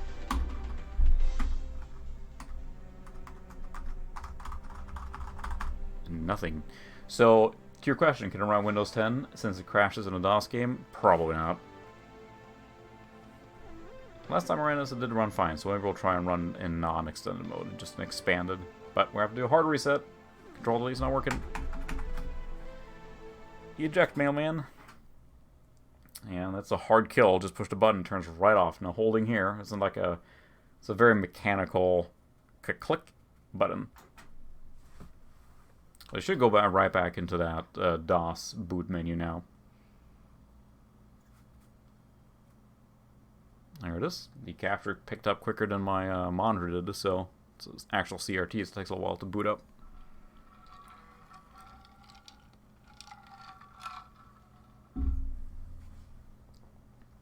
It does take a little while to load up here the first time, so...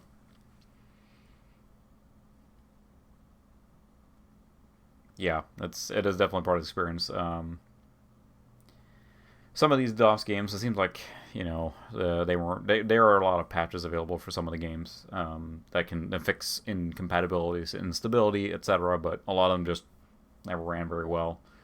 A lot of them did, but some just never did. Of course, it depends on how large a publisher was, you know, what they can actually crank out as far as patches go.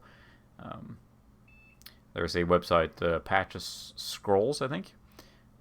It's a German website, but it's fantastic. They have pretty much every... We'll just run it extended memory then and see. They have patches for almost everything. Yeah, I think this could run Windows 2000. So I don't have a box for Windows 2000, so I don't know the specs. I'll look it up and see what it could run. Windows 98 is probably, I mean, yeah, it could run. But then, yeah, you could probably cram 2000 on here, maybe. But I would probably say that's probably the limit of it, so... let's try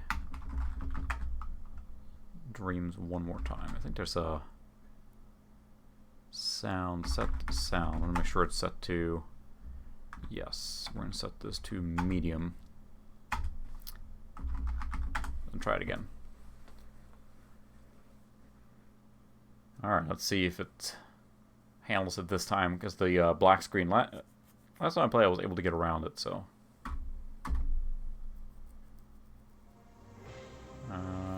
Not looking hopeful. We'll give it a second to load her now, but I think it's stuck in the same spot. The patch side, let me find it and I'll send a link, because it's really good. It's basically Patches Scrolls.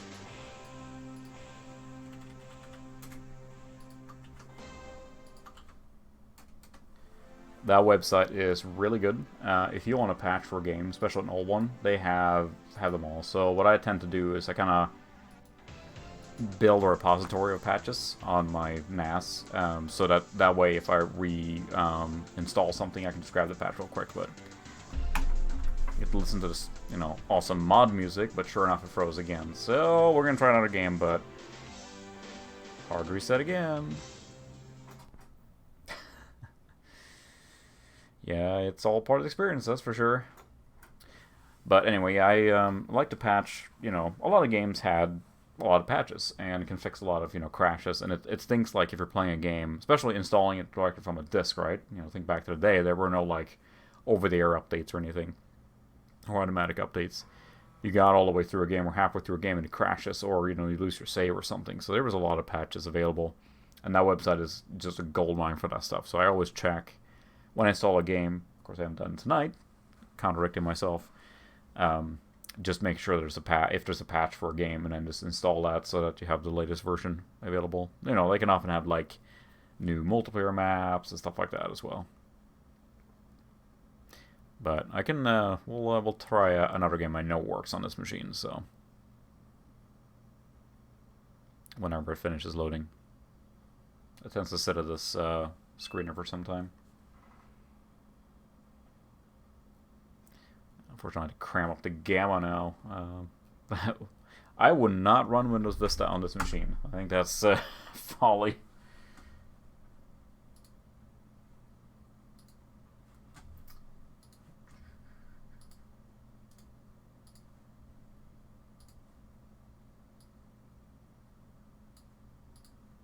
There. Gamma was a little high there, a little washed out. So let's try Hexen. Hexen was the sequel to Heretic, however you say it, and uses the Doom engine as well, or a modified version of Doom engine, I should say. We have to crank the gamma again because this is a very dark game. But it's like you can pick your class, and it's an FPS shooter game, but it's set in like a fantasy setting, so it's really cool. Yeah, it's pretty dark. You can play as different classes, yeah. Let's see if I can... Is there any brightness? Nope, there's not.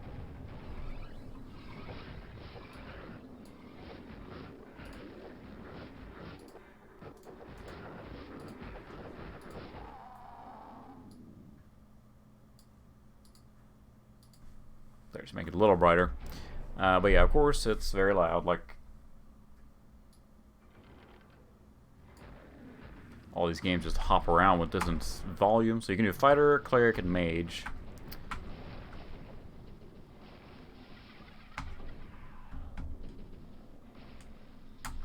Yeah, probably could if you really, really went with fighter. So I'm gonna punch things to death. There we go. Yeah. I can clearly tell this runs on like a modified version of Doom engine, right? So very reminiscent of Doom and uses similar sound effects and everything. But again, all these 3D pseudo 3D games run just phenomenal on this Pentium machine, since it's got enough horsepower to run all this stuff. So no, I like playing newer stuff too. More like single player RPGs probably is where most of my time is spent, or strategy games.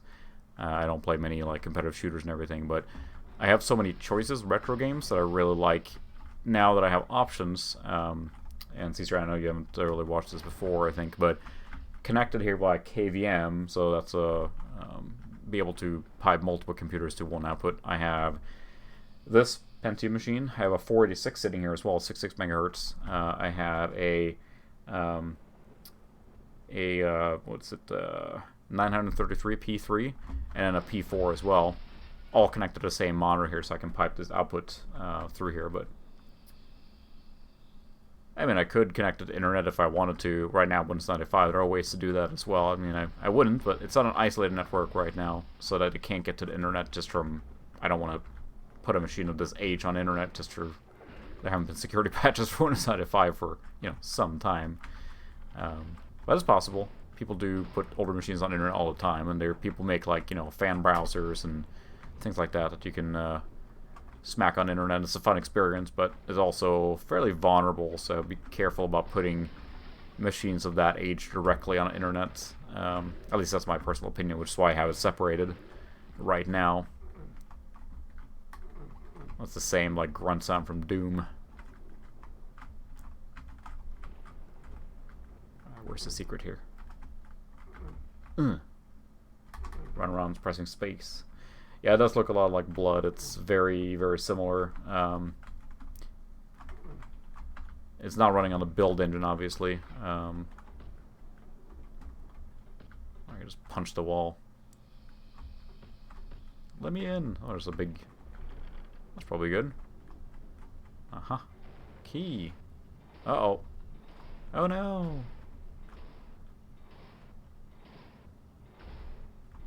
Oh, I see. Nice. That's probably good. Oh, I made it through. But yeah, I do play modern games as well. Probably my most favorite recent game might be like, Witcher 3 or something like that. Deep RPGs, but it's all about time. A lot of these older games you kind of hop in a little easier. So where's the next door? Yeah, that's true. It is safer the older it gets. And a lot of the games, what I've had a lot of fun lately is exploring games that I saw in magazines or things like that. I never really played Hexen, so it's nice to have a machine that I can just fire it up and actually play it. Now, will I sit down and play it all the way through? Probably not, but, there's something special about... Oh, don't shoot me, bro. Grabbing a cold beverage and just playing some of these old school games. It's refreshingly simple, I guess. A lot of these games are complicated, obviously. Either I go pure nostalgia and I play like Doom 2, which I think I have on this machine as well, or you play something that you never experienced before, or something new. And it's fun to explore different options. I have no idea where to go now. I seem to remember these games. Wasn't there a stairway down somewhere? No, there was a stairway down somewhere that had... Or is that where I went? So I have the green key, but where's the green door? Let me think about it while I punch this guy in the face.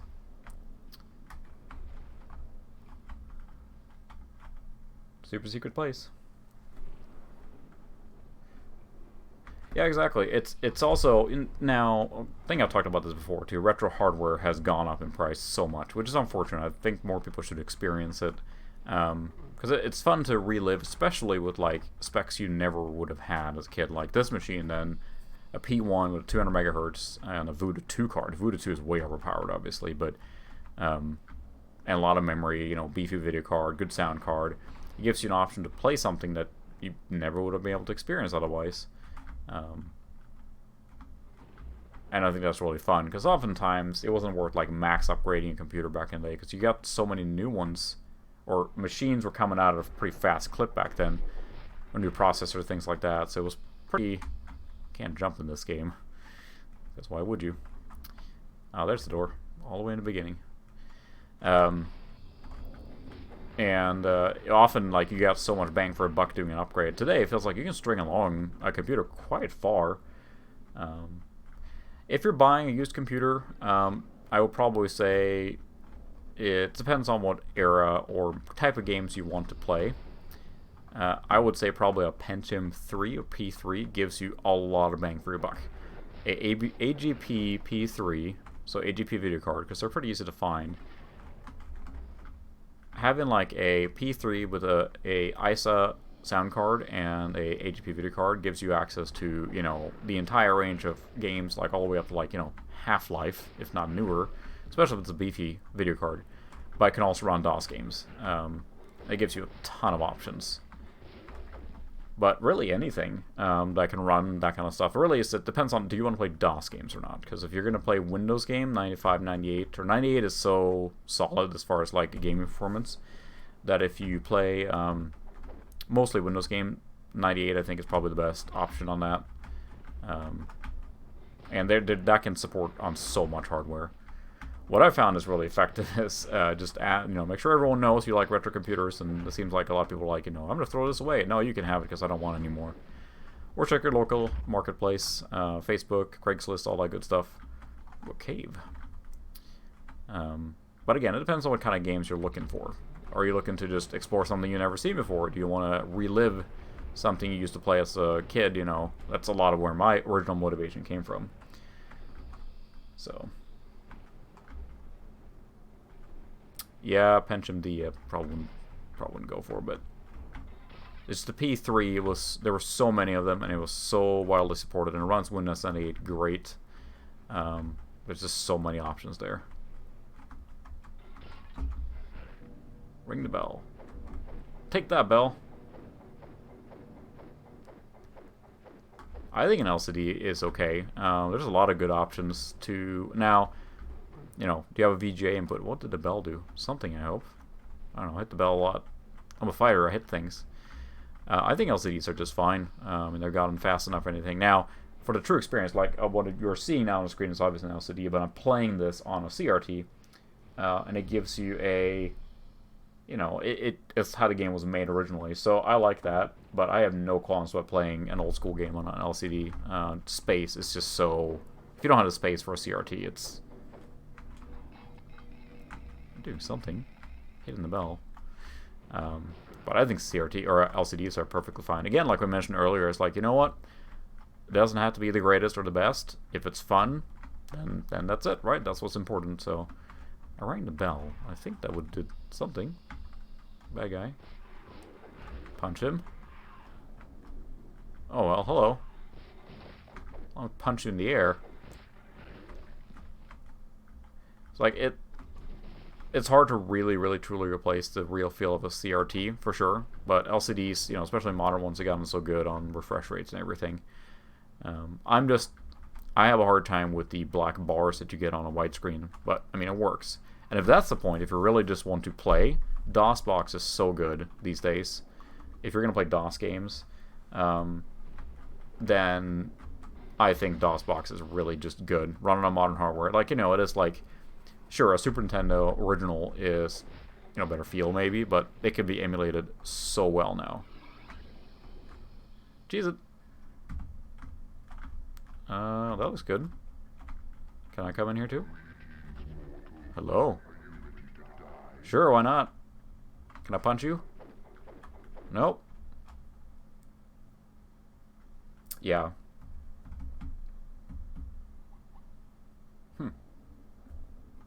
I did not know that's where the Pentium D came from. I think that was kind of almost like a footnote in the process history, right? It wasn't around very long.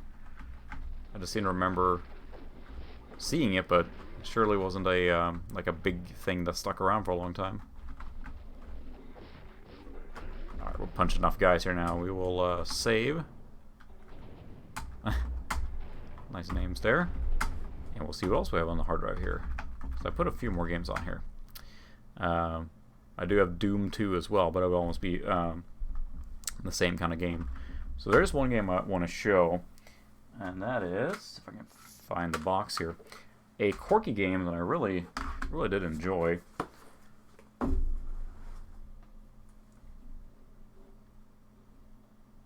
that is Imperium Galactica. It is a hybrid 4X game, like Master of Ryan. And it also has base building, kind of like a SimCity style, all in space in the future. And it also has RTS battles. So it is really broad range of things that were brought together. So I think it's a really fun game. Now, fairly complicated. I probably don't get very deep. I just want to kind of show it real quick because it is a really cool game. Auto detect sound.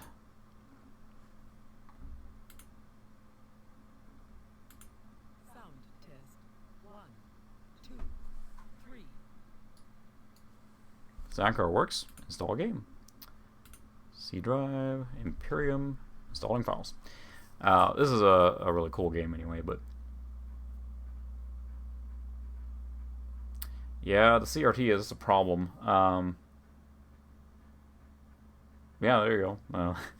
Nice name for the. I could have sworn that's what I called my. No, I call it the overkill machine, but I do have a very similar setup there that Ted has with a very powerful Athlon machine running Windows 98, and it's way too powerful Windows 98 technically, but I can run everything on it. But I haven't tried running DOSBox. What I do run on it is a Glide wrapper, because Glide or Voodoo was pretty much dead by that time, right? With the Athlon computers and everything. So with a Glide wrapper, it actually is able to use direct 3D rendering and then still run the 3D effects games just fine. So it runs way more powerful than any Voodoo 5 or anything that came out of 3D effects. So I think that's pretty cool. Save and exit. It's a pretty small game actually. It's pretty funny. Some of these games were on floppy as well. Like I have the box copy of Doom 2 with the CD, and the CD has 15 meg on it, and you can see the track on the CD is like this tiny in the very inside, and it's very quick to install on a machine like this. So,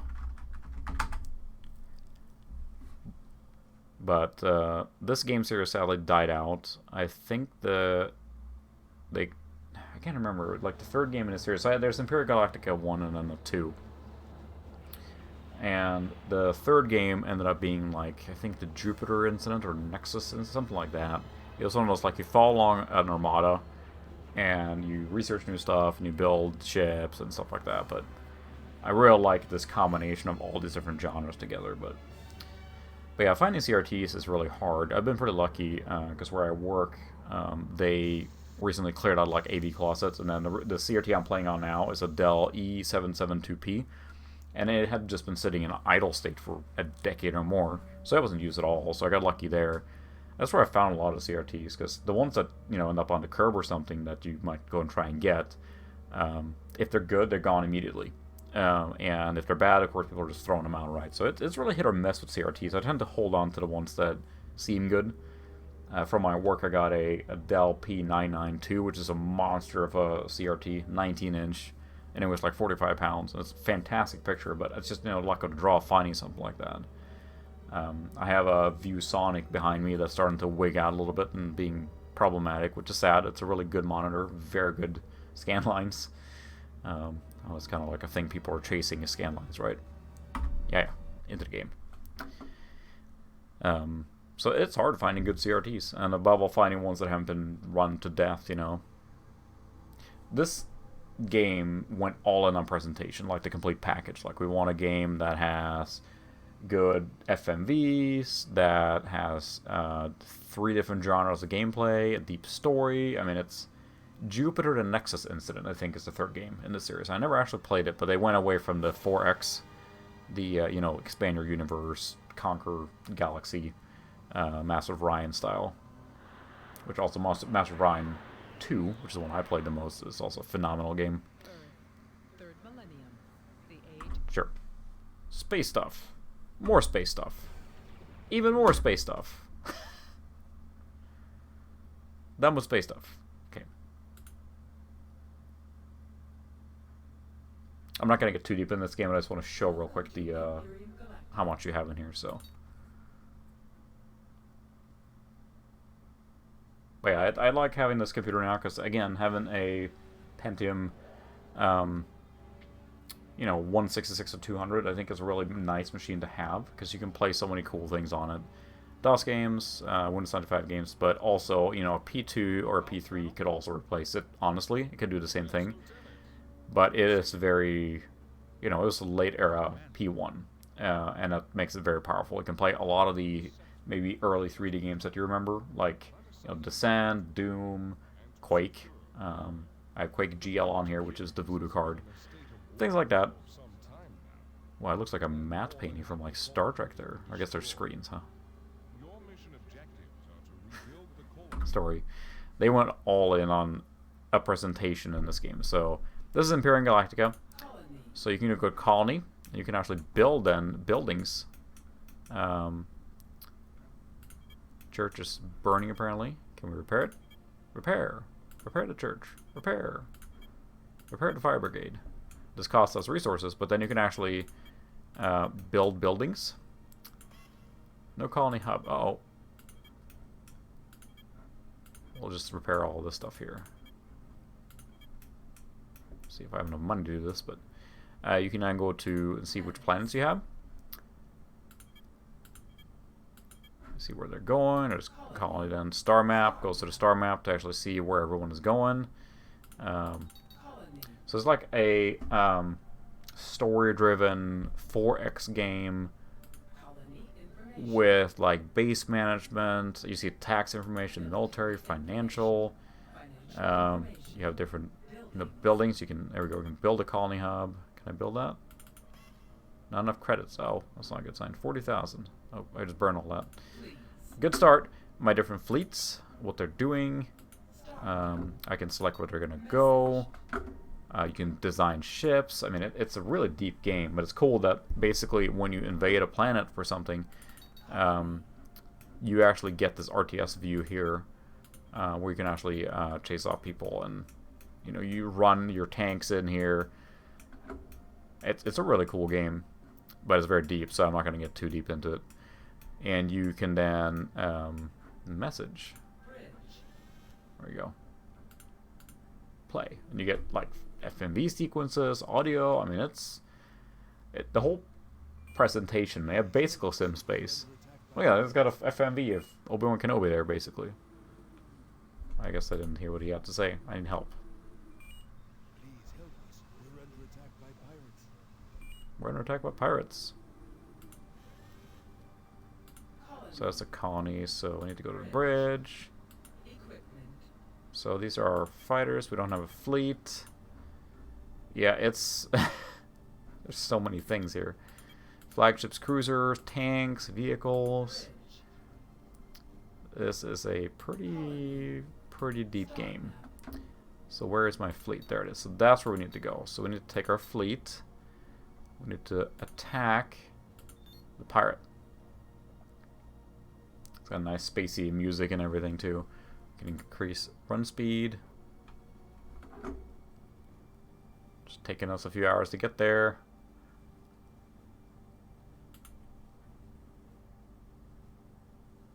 There we go. Well, now we get to attack here too.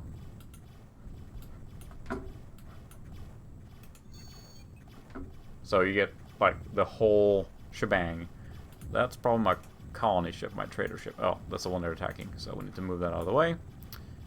Trying to protect that.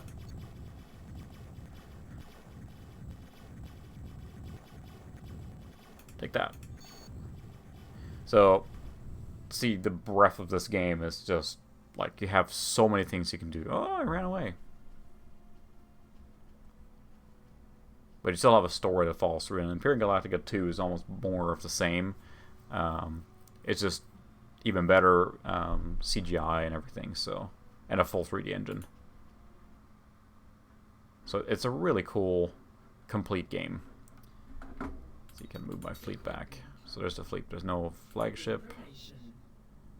Too many things. So I think we're gonna call that game good. There's too many options.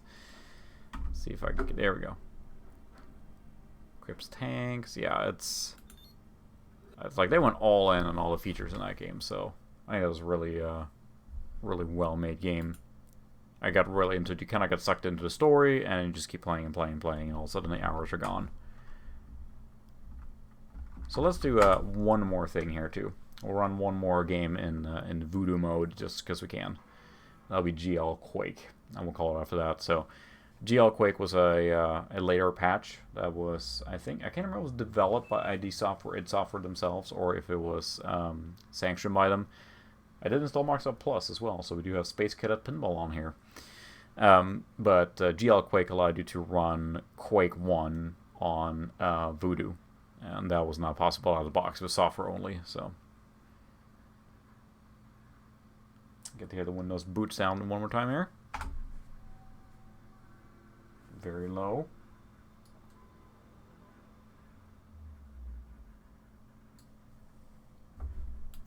I didn't look and see what actual hard drive is in this guy, because it's pretty speedy. So yeah, I installed a whole bunch of other games. SimCity 2000, I had to do that. Theme Hospital, and Master of Ryan 2 as well. I did try all these. Balsa Steel's a really fun pinball game. It has a Duke Nukem 3D table. Unfortunately, for some reason, there's a lot of like screen tearing. So I think that might just be the Mystique card again. That's a problem. So. But GL Quake should display correctly. We'll see if the refresh rate is a problem here. But there we go. Voodoo. This is a very dark game. I'm just going to check that it's not too dark as well here.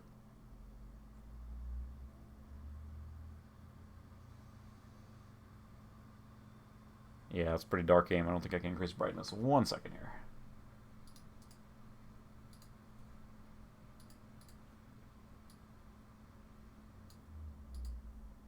There, at least you can see, but this is pretty classic. But this is 640 by 480, so this game runs very well. Obviously, with the Voodoo 2. Do you mean pirate as in the actual Sid Meier pirates, or like the space pirating? Oh yeah, Swashbucklers. I did like the original Pirates. I do have the big box for it as well. Playing that on the Amiga, I think, originally. I think that one came out on everything. I do remember playing that a lot and enjoying it. But it's fun too, because I love old games and I collect them, and I played them a ton too. Those like games that normally you think back to your youth and like, I'm just sank in like a whole weekend, or you played for hours and hours and hours. It's hard to get that invested in a game. I got a job, and I got kids and all that good stuff, so time is at a premium, and that's always the challenge with all these games, especially the big ones, which is why it's pretty nice operating on autopilot now to get all the secrets here, to play all these quicker games, especially the FPS games. I think I tend to gravitate that when I'm doing a lot of this retro stuff, because Gib the dog. It's nice to hop in to just play them. But I like having options, so I tend to like just, I'm just going to play this random game I saw in a magazine one time and just enjoy it. Because I can.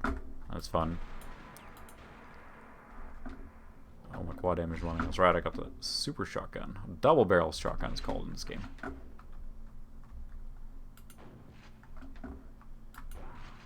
It's not quite as satisfying as the shotgun in Doom 2, or the new Doom 2016, which is really cool, but oh my goodness, that's a frantic game. I don't know, too lazy to get that secret.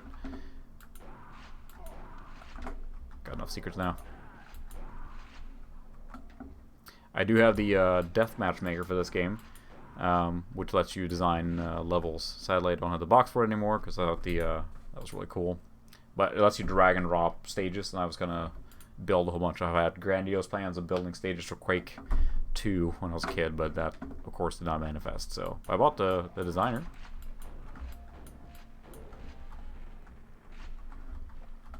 This level, to me, is almost more what I remember from Quake than the first one for some reason. Just such a fast game.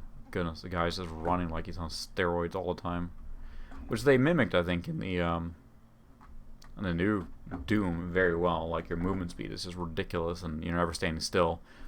And it's like, there's no break in that game almost. I know there's exploration and stuff like that, but my goodness, that game is fast. Hey, I'm shotgunning you to the face. You don't get to shoot grenades at me.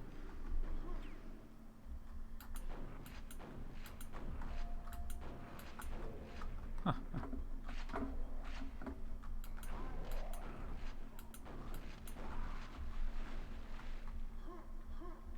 Flying autopilot now.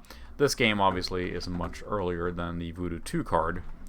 The Voodoo 2 here is, you know, basically overpowered for this purpose, but that's the Voodoo card I had, and I would love to, you know, just run this with a Voodoo 1 card, but I have that in another machine. If you watch my videos, you probably saw it in the AST machine. But Voodoo cards have become unobtainium, it seems like, or at least for recent decent prices. They've just gone up in price so much. Just can't bring myself to spend that much money on a Voodoo card, you know, because yeah, it's a fun, nostalgic thing, but they're not exactly powerful anymore compared to just, you know, smacking like a Radeon 8000 series or something like that, and it's way overpowered. They can run everything, and they're much cheaper to find than a Voodoo card. So while Voodoo cards are cool, it almost feels like you want more bang for your buck these days. It's better to just go with a more powerful video card and do a wrapper. So again, that's like just something that lets you use like Direct 3D to render Voodoo graphics, and can be run with great results. So I did a video on my Windows 98 Overkill machine. Ooh, look at that. Hello. How's it going? Double shotguns to the face over and over. But yeah, I haven't tried Swashbucklers as far as the pirate game. Is it kind of like Pirates then, or is it... I assume it is. I seem to remember the name, but... I know that Sid Meier did another Pirates remake in 2006, something like that. Yeah, there you go. Reboot 124 is a good Voodoo alternative from that era. I had a TNT 1, I think, as well back in the day, after my Voodoo 1 retired. Well, I still have the Voodoo 1 that I had. That's the one that's in my other Pentium machine, which runs great. And that's the reason this has the Voodoo 2 in it, because yeah, it certainly doesn't need Voodoo 2. But that's what I had, so that's what you use. You know, I'm just glad it worked, because I got it from work at the time. It was sitting in a drawer for, gosh, now, who knows how long, you know. But I was afraid it wouldn't work, but sure enough it worked. Actually, one of the things that prompted me to reload this machine, because the Voodoo 2 card, or the video card, was just freezing up at random intervals and stuff, and I knew that the drivers had just been mucked around too much, so. Goodness, I'm just playing Quake here now on autopilot. I'm not even thinking anymore. Huh. Just get in the zone. Play Quake. I tried to run this at 800 by 600 because this Voodoo 2 card certainly can handle it. But for some reason, I got a really weird screen thing. I don't even know how to describe it, but on the CRT, it like went off center and went all wonky. On the capture, it was fine, but it made the game near unplayable as it was, unfortunately. So, if you like pirate adventures, then Pirates is certainly a worth game to try. It's probably a little grating by now, but it's a phenomenal game when I played originally. So,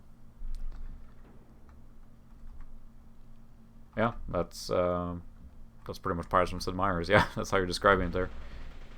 But yeah, I think he did a remake of it in 2006 that just more of the same, basically, or tries to do the same thing again. Well, those guys just keep coming back, don't they?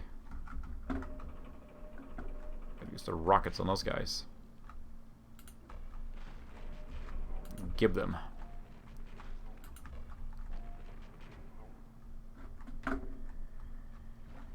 Aha, key.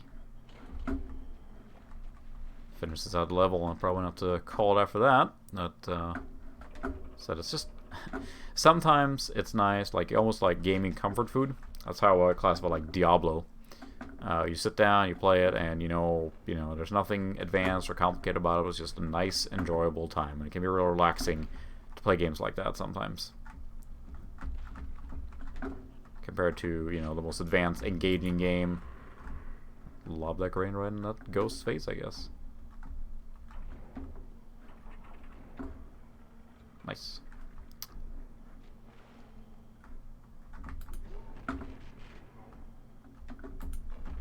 Whoops, not doing so hot right now. A lot of explosive damage from my own grenades. Yeah, if you're talking about swashbucklers, that sounds identical to Sid Meier's Pirates. So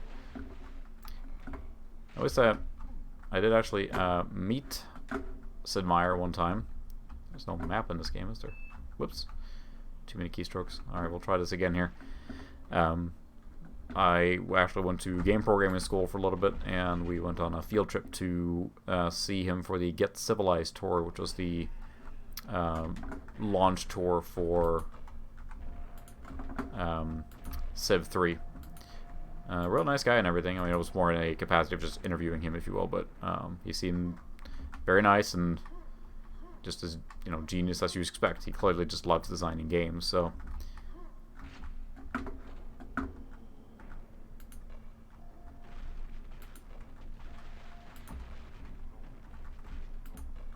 For the record, I am not good at FPS games. It's like I can make my way through it and enjoy it, but usually I play on the easiest difficulty because I am not very good at FPS. I'm just gonna put it out there. This I can play more on autopilot because I played it so much as a kid. At least the first part, the shareware and everything. Seems like a bad time here. I love that, you know, we have 3D now, so we're going to try everything we can with 3D just, again, because we can. Because why not? Because it's cool. Alright, Technomage, welcome. Sadly, you're coming at the end here. Probably have to call it. Whoa! And that's bad guys coming at me. Been playing for some time now. And I'm sure, like some other people now. No. Hi there. How's it going? Nice. Like so many other, probably gonna have to stay home all next week here now because everything's closed. So just stay home, wash your hands, and be healthy, I guess. But yeah, I'm not very good at FPS games, so I'll just say that again. But still fun to play them. Right, we're starting over at the beginning of the level. No, thank you very much. That's a little much too much to replay. But yeah, I did install a few other games on here. Didn't get that far, but this computer has a very large hard drive for the time. It's like 20 gig, so we can cram a lot of games on here. Yeah, I got 15 gigs free still, so got more to jam on here for sure. But yeah, I think I'm gonna have to call it there. Started getting pretty late in my time zone here, but thanks again everyone for watching. I really enjoy just chatting with you guys. It's fun to just look at old games, re-experience them myself. So we'll see if I keep just plugging new computers in, or if we're going to just start playing through some games at a longer intervals, or like get somewhere. Oh my goodness, yeah, I do need to go to bed, I think, or stay out depending on what type of job you have, I guess. I guess it's Saturday into Sunday, but or if I'm going to start playing more games and like get through games. I'm not sure. That's the problem. I get overwhelmed. You look behind me, I have a lot to choose from. Overwhelmed with choice. It feels sometimes like I'm not wasting time, but just like if you're stuck on one game and just play it and play it and play it, I feel like, you know, there's so much I'm wanting to play, and maybe I'm missing out, or who knows, but it's hard to commit to one game to play. And also, I'm not great at games, honestly. The deeper I get into a game, excuse me, the harder it gets, obviously, and some games I can get through, but I don't seek out the ultra hard games. Like a lot of the newer games are like, you know, it's retro, so it's got to be hard. And I'm like, no, I want a good time. I want to have fun. So anyway, I appreciate you guys coming and hanging out with me. And Ted, go to bed, really. And I will see you on the next stream. So good night.